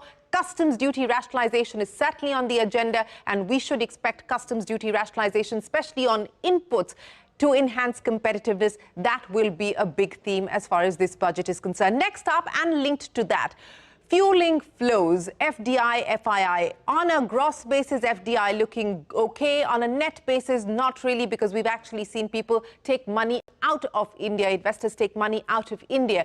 Will this investor reluctance be addressed in any form or fashion is the big question. Will we see any attempt to change taxation, especially when it comes to FPI flows? The consensus on the street is unlikely, but if it does happen, it will be a significant bonanza. But ensuring that we see adequate capital flows coming in so that we are not vulnerable to the global volatility and we don't see the rupee being even more vulnerable, that is going to be something that the Finance Minister may choose to address in her budget speech. Next up, and there is consensus on this one, defense will continue to be the big focus area. Remember, this is the first budget post-Operation Sindoor, and everyone that we've spoken to, including the current Defense Secretary, believe that there is likely to be a higher allocation for defense. Indigenization program will be accelerated, as well as exports, which have already touched a record high of 23,000 crores. So watch out for defense. Could we see a 20 to 25% higher capex on defense will be the big question. And next up, the pivot from Swadeshi to self-reliance to self-sustainability or indispensability, strategic indispensability. That is going to be the pivot to watch. The Economic Survey highlights that we cannot obsess with being only focused on import substitution. We must build things that we become indispensable in. And so that pivot is going to be interesting to see what policy choices the government chooses to make. In all, one expects more of a reiteration, one expects more of a signaling from the government. Will the Finance Minister address that issue of the Supreme Court order that came in with respect to Tiger Global, which has certainly concerned investors, foreign investors specifically? Will any kind of messaging being held out to say that that's all going to be looked at prospectively and not retrospectively? We'll see. That's not a budget item. It's not part of the budget agenda. But should the Finance Minister choose to address that issue in her speech, it will certainly be good news as far as investors are concerned. We're counting down. That's a quick snapshot of what I expect the Finance Minister to talk about. But we'll be keeping you posted on all the fine print on Budget 2026 right here on CNBC TV 18, your budget headquarters. So what are the big numbers to watch in the budget? Markets and foreign investors will watch out for the fiscal deficit. The fiscal deficit is expected to come down to 4.3% in FY27 from 4.4% in the current year, FY26. That's according to our poll of 10 banks and brokerages. But this is 1 year's deficit. The government is now shifting its focus from targeting fiscal deficit to targeting total outstanding debt of the government. It wants to lower the debt to GDP from 56.1% this year to 50% by 2030. So in FY27 itself, it may target debt to GDP at 55%. For this, the primary deficit has to come down. This is deficit not counting interest payments. Now, primary deficit was 1.4% in FY25, down to 0.9% this year. Market hopes to see it at 0.8 to 0.7% in FY27, but it doesn't want it to be lower. The market's worry is that if to lower the primary deficit, the government may cut capital spending. Our poll says no.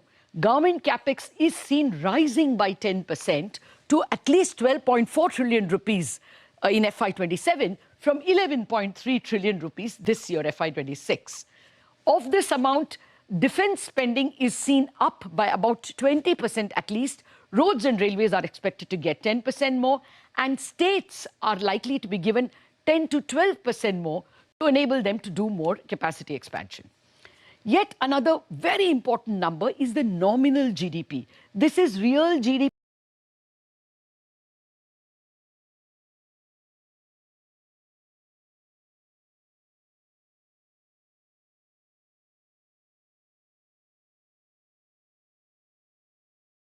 Versus only 8.2% in the current year.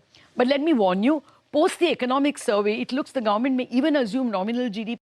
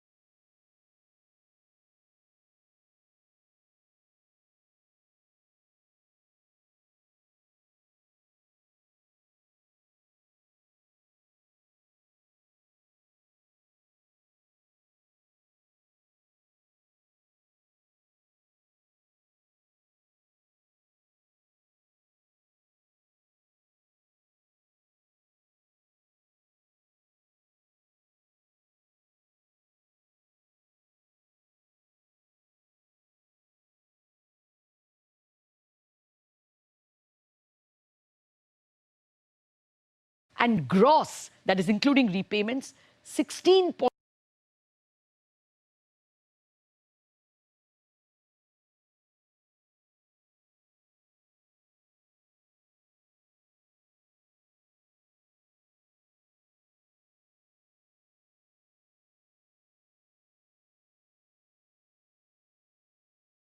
A warning.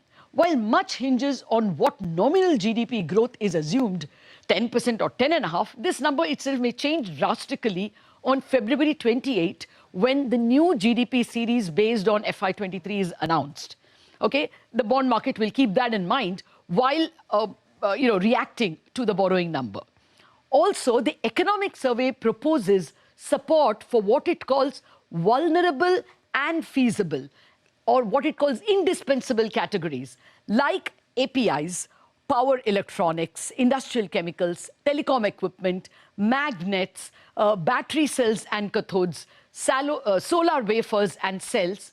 All these categories may bear watching because the market is expecting that some PLI-like policies could be announced, but let us see.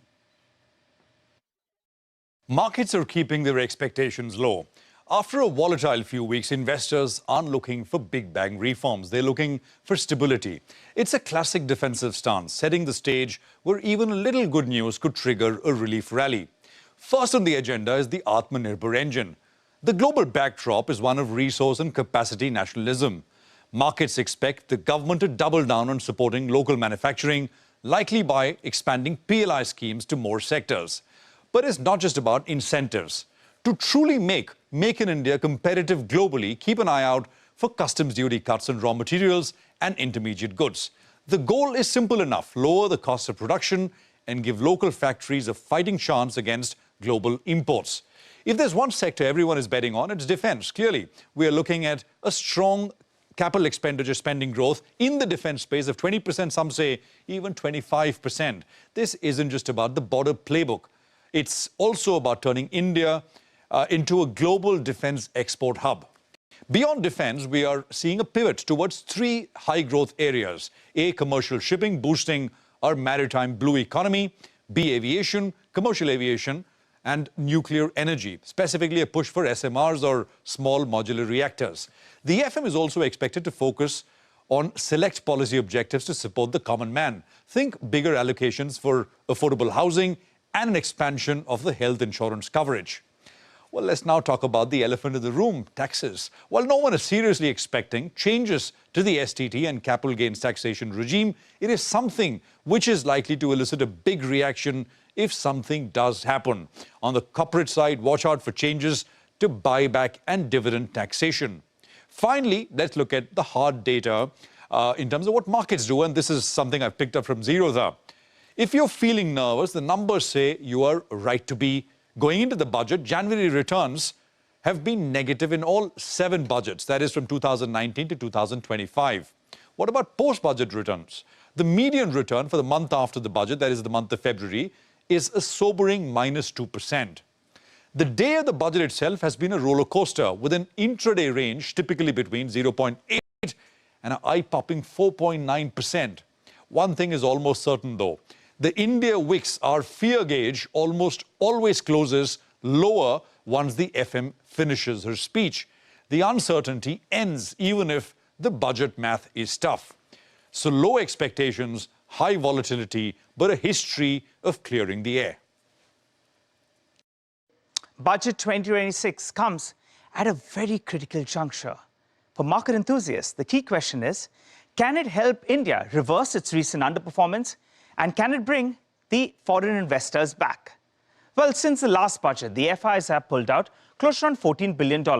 You compare that with the Brazilian market that's actually seen inflows, and if you compare the outflows that India has seen with the other Asian markets as well, they have seen lower outflows in comparison to India's outflows. In short, India hasn't really been the pick of the pack. Well, in terms of market performance as well, the MSCI Emerging Market Index, that's up close to around 40%. The MSCI World Index, that's up close to around 18%. What about MSCI India? Well, the Nifty is up just around 2% or thereabouts. What about FI positioning? Well, the foreign investors have been fairly cautious. Their ownership in NSE-listed stocks is at a 15-year low, while the FI short positions on index futures, well, that's been very, very aggressive. It's holding at around 88%. The futures data also shows that getting into this big event, they've actually added short positions, both on the index as well as on stock futures. While the options activity is suggesting defensive positioning ahead of the budget, with them writing larger number of calls in comparison to puts. Well, you'll be asking then, what's helped hold out this market? Well, it's been you. You've been putting your money in mutual funds, and that's why mutual fund industry is sitting on ample cash. To put a number to it, it's at around 1.9 lakh crore, which is effectively 5% or thereabouts. That's been a real support for the Indian markets. The options data is also suggesting that markets are bracing for a bit of a wild swing. The highest open interest on the call side is at around the 26,000 call. The highest open interest on the put side is at around the 24,000 put. Technically as well, if you're looking at averages, well, the 20 DMA and the 200 DMA, they are the crucial levels that market watchers are looking at. And going by the lack of expectations, well, the hope is we actually visit the 20 DMA first rather than the 200 DMA. Interestingly, markets have gone weak into the budget many times before, but it's actually not been such a bad omen because the market performance post the budget actually has been more often than not in the positive side when we go weak into the budget. So sentiment is cautious, positioning is defensive. Over to budget 2026. to rebuild confidence and bring the FIs back. Good morning. Here is a quick run-through of the budget stocks to watch. First, defense. It continues to remain a top priority for the government. While the overall capex growth is expected to be around 10%, defense spending could see a sharp increase of 15 to 20%. So in the event of a higher defense allocation, watch for names like an HAL, BEL, BDL, Garden Reach shipbuilders. Next, the textile, gems and jewelry sectors.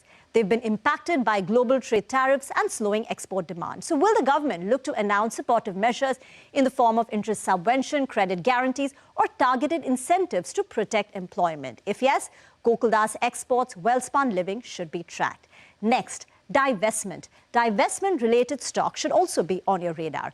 For example, IDBI Bank, where the stake sale is in advanced stages, LIC, where the government holding stands at 96.5%, higher than the minimum shareholding norm of 90%. Then PSU banks like Central Bank of India, UCO Bank, Indian Overseas Bank, Punjab and Sindh Bank, where the government has already appointed bankers to sell minority stakes to comply with 75% public shareholding norms. This budget, we're also likely to see a shift and thrust towards high-growth, future-facing industries. So there could be targeted incentives to attract investments in areas like AI, data centers, semiconductors, robotics, nuclear energy, critical mineral mining. So there are not too many listed stocks to play here, but a Hitachi Energy, a CG Power for a semiconductor play, or a Lodha for data centers. The next one we should be tracking very closely is EMS. It's been a big beneficiary of the government's PLI scheme. But the mobile-related PLI scheme was rolled out in calendar year 2020 with a 6-year tenure, which means it expires this year. So will there be any announcement or an allocation increase or an extension? It will be a key trigger for a stock like Dixon. Renewable energy continues to remain a structural theme. There are schemes like PM Kusum scheme for solar-powered agricultural pumps. That could see a spending increase from 2,600 to 10,000 according to Jefferies. Or there could be an outlay on PM Surya Ghar, which is likely to continue, and therefore stocks like MV, Premier Energies will be tracked very closely. Next is oil marketing companies. And here there could be negative news because there is a possibility of a hike in excise duty on petrol and diesel. We've seen a fall in crude prices. So will the government look to tweak the excise duty to eat the excess profits of OMCs? If that happens, it's a negative for their marketing margins. Then comes affordable housing. It's been an ongoing theme, but this year there could be a focus on urban affordable housing. So will the government look to relax the definition whereby we see a higher ticket size increase for Tier 1 homes? If that happens, it's positive for the lenders like an Aavas Financiers and even for developers like Lodha Suntech. And finally, where we may not see big changes, one is ITC because the major policy changes were already announced, and two is automobiles where the GST cuts also happened last year. Well, that's the wish list as of now from the markets. But stay with CNBC TV 18 as we get you the analysis in real time. Decode Budget 2026 with India's biggest market minds. The most authoritative analysis with the biggest and influential voices. Market veterans Ramesh Damani, Ramdev Agarwal, Samir Arora, Mahesh Nandurkar and Nilesh Shah give their take on what Finance Minister Nirmala Sitharaman has to offer. It's been a weak start to 2026 for the Indian stock market. Can the budget allay concerns? Catch the most trusted market voices, Madhu Kela, Prashant Khemkar, Navneet Munot and Sandeep Bhatia as they tell us what D Street is expecting. Other market veterans Pankaj Tibrewal, Gautam Chachoria, Vikash Kumar Jain, Vikas Khemani and Nirmal Jain will tell us the way forward. Our budget editors this year are Ramesh Damani, Samir Arora, Sajid Chinoy as they decode the market and macros post the FM speech. We will also be joined by former government officials Debashish Panda, Giridhar Aramne, Tarun Bajaj and Vivek Johri for an incisive analysis of Budget 2026. And finally, the tax discussion with Dinesh Kanabar and Ashok Vadva. Foreign investors have been sellers in the Indian market. Some of the biggest Indian investors and watchers will talk to us about their take on the market. The budget could focus on fiscal consolidation, growth in times of geopolitical uncertainty and government expenditure. We will discuss the macros with some of India's leading economists, Jahangir Aziz, Sajid Chinoy and Samiran Chakrabarti. Industries, Cream de la Cream will tell us how balance sheets are looking and what their wish list is from the finance minister. India Inc. wants bold reforms from Nirmala Sitharaman and her team at the North Block to fuel the next growth cycle. Tax is the other big factor to watch in this budget, for the salaried class and for the corporates in particular. We will be joined by top tax experts with their take on the tax angle. Voices from the North Block: Chief Economic Advisor V. Anantha Nageshwaran, DEA Secretary, Finance Secretary, Expenditure Secretary, Deepam Secretary, Revenue Secretary, will all join us to talk about the economic impact of FM's announcements. And in a very special segment this year, we will ring in the opening bell live from the NSE and the closing budget bell live from the Bombay Stock Exchange. Stay tuned for mega exclusives straight from the NSE and the BSE floor. Oh, that's a breathless list of, outstanding experts. And the first of them is already with us, Jahangir Aziz, the Head of Emerging Markets Economic Research at JP Morgan. In a bit, we are also going to be joined by Arvind Sanger. But Jahangir, deeply grateful to you for staying up the night and waiting patiently for us. Well, what would you like in the budget? It's difficult to now guess what they will do, but what would you like? Look, I mean, Lata, what I would like has never happened, so might as well shift to what is expected. Okay, right? Please. So expected is basically what you laid out. So on the macro front, you're going to see continued consolidation. You have 4.4, you could see slightly less than 4.4 for this year. And next year, we expect it to be at least 2.2 percentage points down to about 4.2. So that sort of is the overall fiscal deficit. You also spoke about the key factor in all of this is what is the nominal GDP assumption that the government has. You're running at about 8% nominal GDP. I mean, you could go to 10.5% nominal GDP, but it would stretch credibility significantly. But if you don't go to 10.5% GDP, then the size of your expenditure envelope is very limited. There's not much you can do if you're going to meet a 4.2% fiscal deficit. So I would be looking at more on the assumptions behind the revenue numbers rather than, what exactly are the nitty-gritty. The last thing I would say is that I would also expect the 16th Finance Commission's recommendations to be incorporated in the budget. So how much does the states get? And that's really a point where we should be concerned given what's happening to state deficits and state debt. Okay, Jahangir, just to add to what you're saying about the nominal GDP, the numbers are showing up as we now expect, from 358 trillion, it goes to 394 trillion types, 10.1% increase. We've got the new CPI series, some hint which was disclosed on Jan 30th. It looks like the entire CPI series, even for the current year, is likely to be higher by about 30 basis points. Nomura is putting it at 50 basis points because less food and more core. So, with the deflator rising and the survey saying that they're expecting 6.8 to 7.2 real next year, maybe they will assume 400 trillion with good reason because the deflator could be higher. You see, there's a problem with the arithmetic.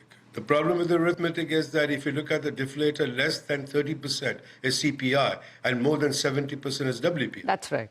So if you really want to figure out the deflator, tell me what the oil prices are going to be. As far as our oil forecast is, it's actually trended much lower in 2026. So you could actually get a deflator that is either at the same level as last year or even lower, even with a higher CPI level or a higher CPI number. We expect CPI to go up.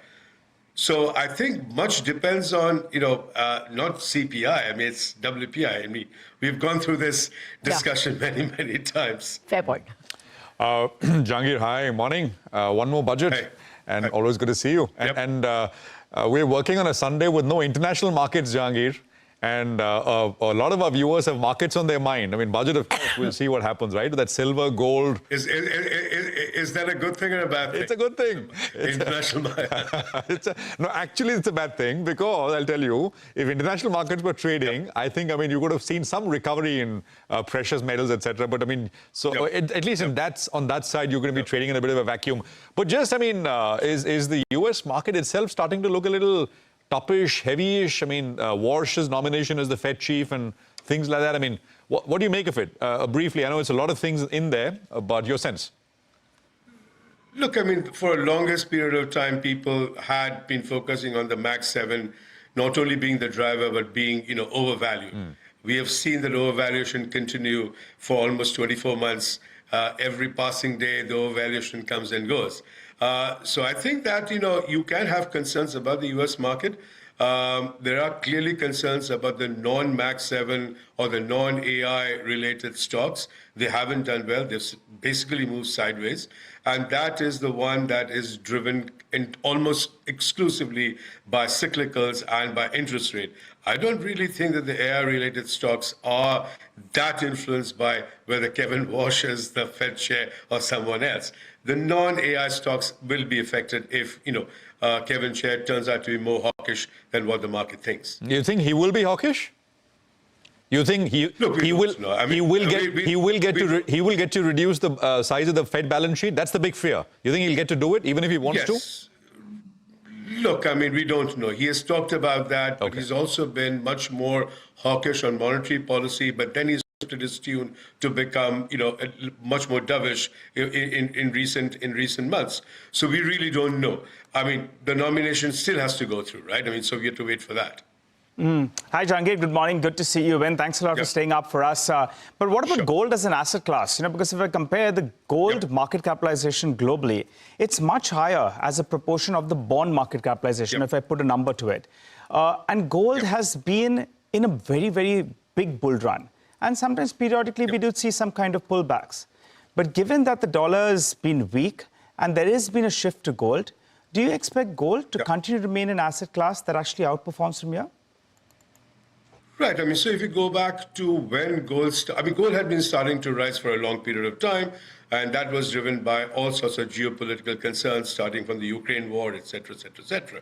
But if you look at the run in 2025, that's probably related to the rise in risk premium on US. Now, we never really talk about risk premium on US, but clearly the policy framework changes, the questions about independence of Fed, the institutional concerns about US, all of them together has risen the risk premium. The problem is that whereas foreign investors, particularly including domestic investors, would like to move away from the US to some other asset class in terms of diversifying their risk, the question is, there's no other risk asset.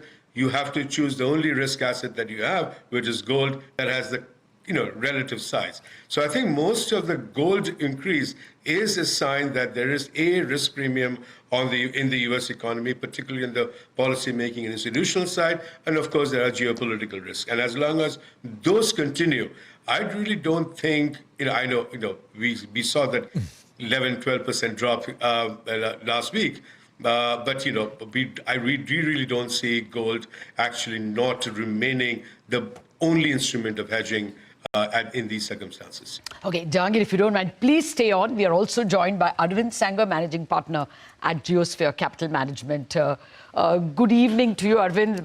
Like I said to Jahangir, thank you so much for staying up for us on this important day, and it's a Sunday here. Arvind, what can make the FPIs come back to India?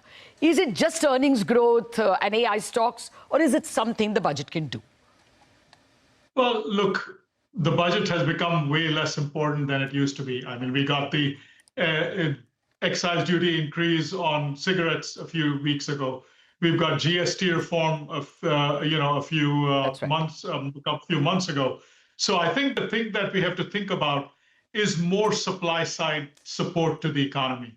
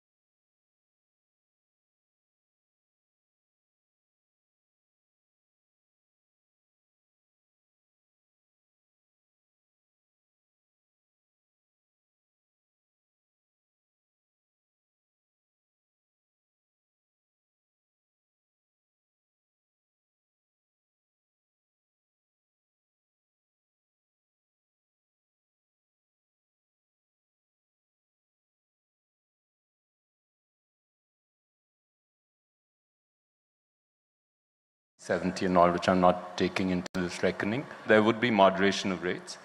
And my expectation is that the rates would come down to 4. 8 to 4. 8 to 4. I believe that the STT must go. It is high time it should go because, now let me explain that. We brought it in 2004 as a substitute for long-term capital gains tax on equities. We reintroduced long-term capital gains tax on equity in 2018. Yeah. 2 years back, we enhanced the rate of tax out there. Now what we have is a situation where the long-term capital gains taxes are substantial, are fairly of a large amount. There doesn't seem to be any legitimacy remaining in continuing STT. with the STT any longer. Meanwhile, Samir Arora from Helios Capital shares that he does not have any very high conviction expectations from the budget, while Nilesh Shah of Kotak AMC says that the budget will be positive if the government prioritizes on infra investment. Let's listen in. No expectations. Maybe we keep hearing that they may do something on long-term capital gains for some FIIs, which may be defined as some endowments or universities or long-term, some X thing. So what happens is if I keep thinking myself that so it's so logical that long-term capital gains should be reduced, then I start believing it myself. So mostly my thinking is they will not do it.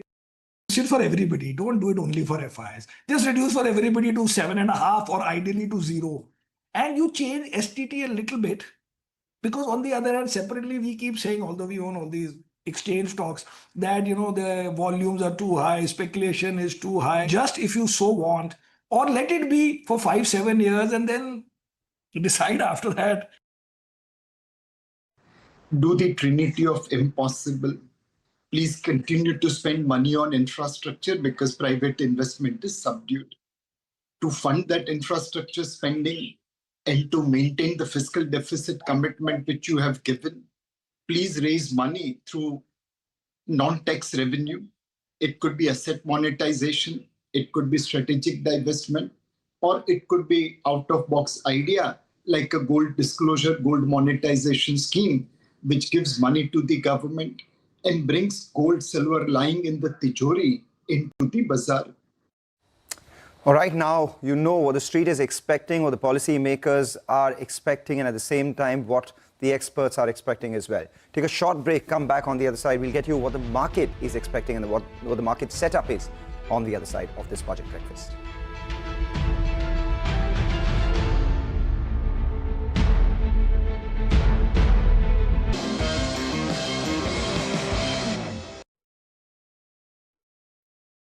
Go India Business Hour live on YouTube at CNBC TV 18 weeknights at 7 p.m.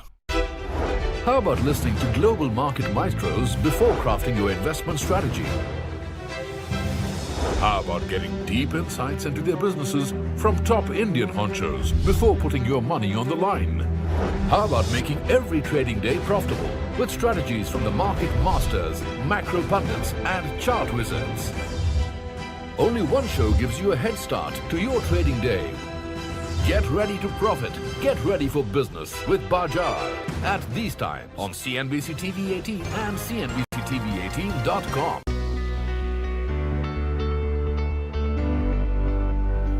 If you're watching the budget for the markets, start here. You'll get the announcement everywhere. You'll get the meaning here. We don't just give out numbers, we track what they change. We don't cover just the budget, we cover the aftershocks as well. From policy to portfolio, we connect the dots. We turn budget noise into tradable clarity. No heavy jargon, just what it means for you and your money. Taxes, jobs, prices, decoded. Your salary, your savings, your spends, all covered.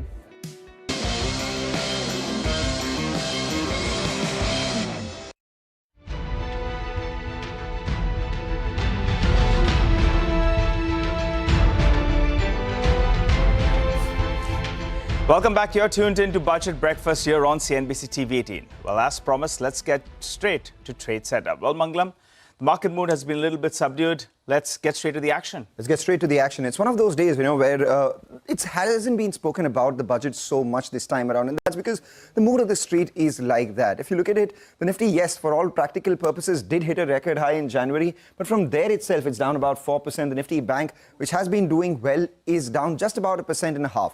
The problem point of the market is the IT index, which is down about 17%, and the big weight Reliance as well, which is down about 13% from the highs. And that's not all. The rupee is something that we're looking at in the broader markets. The mid-cap index is 5% of its lifetime highs. The small-cap index in the Nifty Next 50 down 14 to 13%, with more stocks, way more stocks down anywhere between 20, 30, and some even 40%. Is the rupee, which is a problem. Since the last budget, the rupee is down 5.5%, and the Nifty in dollar terms is actually down 6%. So that is a worry that we need to monitor going forward. And what the budget will have in terms of stemming the FII outflows is something that we will track as well, because all of 2025, the FII sold nearly 3 lakh crore in the cash market, and in January itself, they've sold a tenth of that, a little more than that, 41,000 crores. So all these factors actually should play on the mind of the street and the budget makers. Well, that's right, Mangalam. I'm looking at a couple of other factors that are playing out. So, if you just look at it, the kind of decline that we have seen in precious metals, well, that's actually not so bad, because over the weekend you had gold as well as silver that came off drastically. I say that it's not so bad because, in fact, we have been seeing that a lot of interest, and because of the recency bias, there's a lot of interest that's moved to gold as well as silver. So it may not be such a bad aspect. But the FIs, as you said, they have been underweight in the cash market, and in the future space, getting into the event, they've added short positions, within percentage terms, the short positioning at around 88%. And if we pull up the absolute number, it's at around 1.9 lakh contracts on the short side. So FIs getting into this event extremely net short, while the clients there on the opposite side, they're net long at around 1.3 lakh contracts. Not just the futures market. If you look at the options data as well, that's telling you the kind of writing we have seen on calls in comparison to puts. So safe to say that the FIs, they're extremely defensive getting into this event. But Mangalam, tell us about some of the key market triggers that you're looking at. Yeah, beyond the budget is something that we will be tracking very closely, right? All eyes will be on what the finance minister says. But if you look at, some of the big triggers for the market, so far, the earnings season hasn't brought out big negative surprise. So there is a likely pickup that is expected in the second half of this earnings. And rural and urban consumption are at an inflection point. That's the sense that we get from all the numbers that have come by so far, and all the data points and all the actions that the government has taken as well. When there is this uncertainty around Trump, tariff, and commodities, you did speak about how precious metals have come off the highs. So all these things will also weigh on the market. And above and beyond all of this, the very next week, we will have the RBI policy. Is there a rate cut coming or not? And the strategy of the new Federal Reserve chairman. All these factors beyond the budget will be important triggers for the markets to watch. But all eyes on the FM now here. Well, that's right. All eyes on the FM. And I'll tell you what, the street will be wanting this capital expenditure push to continue. So the ballpark range you're working with is around a 10 to around 11% increase in terms of capex expenditure. They'll want the finance minister to continue walking the talk and, in fact, going ahead with that. And also, the feedback that I've got is a little bit of a slip on the fiscal deficit. That'll be par for the course, given that we want to revive the nominal GDP. So that's going to be the important aspect with regard to the key number to track.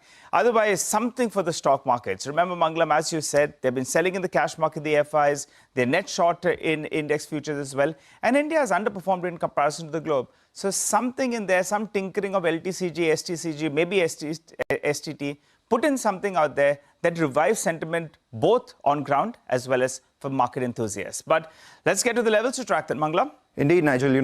The market enthusiasts will be very happy if there is some sort of sop given to them in the form of tax, because if you look at the Nifty itself, it's down about 1,000 points from its record high. A bit blind. That's the point. You're playing blind because international exchanges are closed, and that's what if they were open, even commodity markets were open, gold, silver, etc., you would get a skew. Whether you can hold on, take that pain for one more day, and things will come back. But you don't have that skew in that sense. Okay, I have a minor positive from the data. The government released the way in which the new CPI series will look. Okay, it's going to get revised. We will know it on Feb 12th. And that revision has put a 9 percentage point lower weightage for food. It was expected to be lower, but not 9 percentage points. And core has gone up by 10 percentage points, which again was not expected. Now, as of now, food is very low, and you're giving it a lower weightage, whereas core is rising at about 4%, and you're giving it a higher weightage. So last year's indexes, that is FY26 indices itself, will move up. The GDP will look bigger because your real GDP into a slightly higher inflation number. The coming GDP will be also likely higher.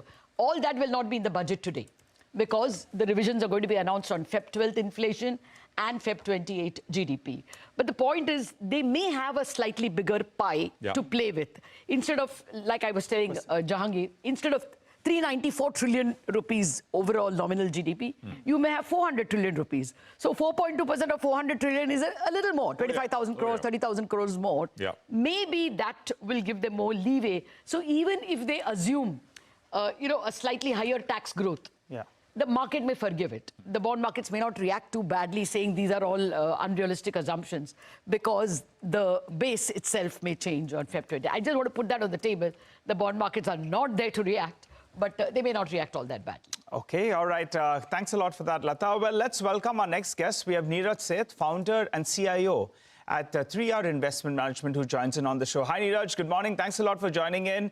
Well, nothing wrong in hoping, right? And there is some hope that there'll be something in this budget to spur sentiment in the stock exchanges and maybe bring the foreign investor back.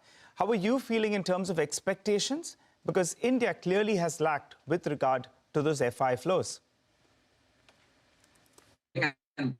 Me, hopeful is being an important part of being an investor, so you can't let that go. But coming back to your point, I think there are certain aspects which one should expect from the budget, and specifically from a foreign portfolio investor perspective. If you are an equity investor, the rollback and the long-term capital gains, if it happens, will be a big actually boost immediately. But at the same time, I think the policy predictability has to be there. On the fixed income or the bond side, I do think the fiscal consolidation path will be important. The stabilization of INR will be critical. And at the same time, some potential levers to actually grow the participation in the corporate bond market. And I think that's one thing which has been missing for a number of years. Right. Niraj, just to focus on that deficit front, normally this government has stuck to fiscal prudence. However, this time around, there is a need to spur up the economy. So maybe, in fact, they go a little bit aggressive on the capital expenditure and maybe see that fiscal deficit number slip a little bit. Do you think that will be something that will be on the wish list?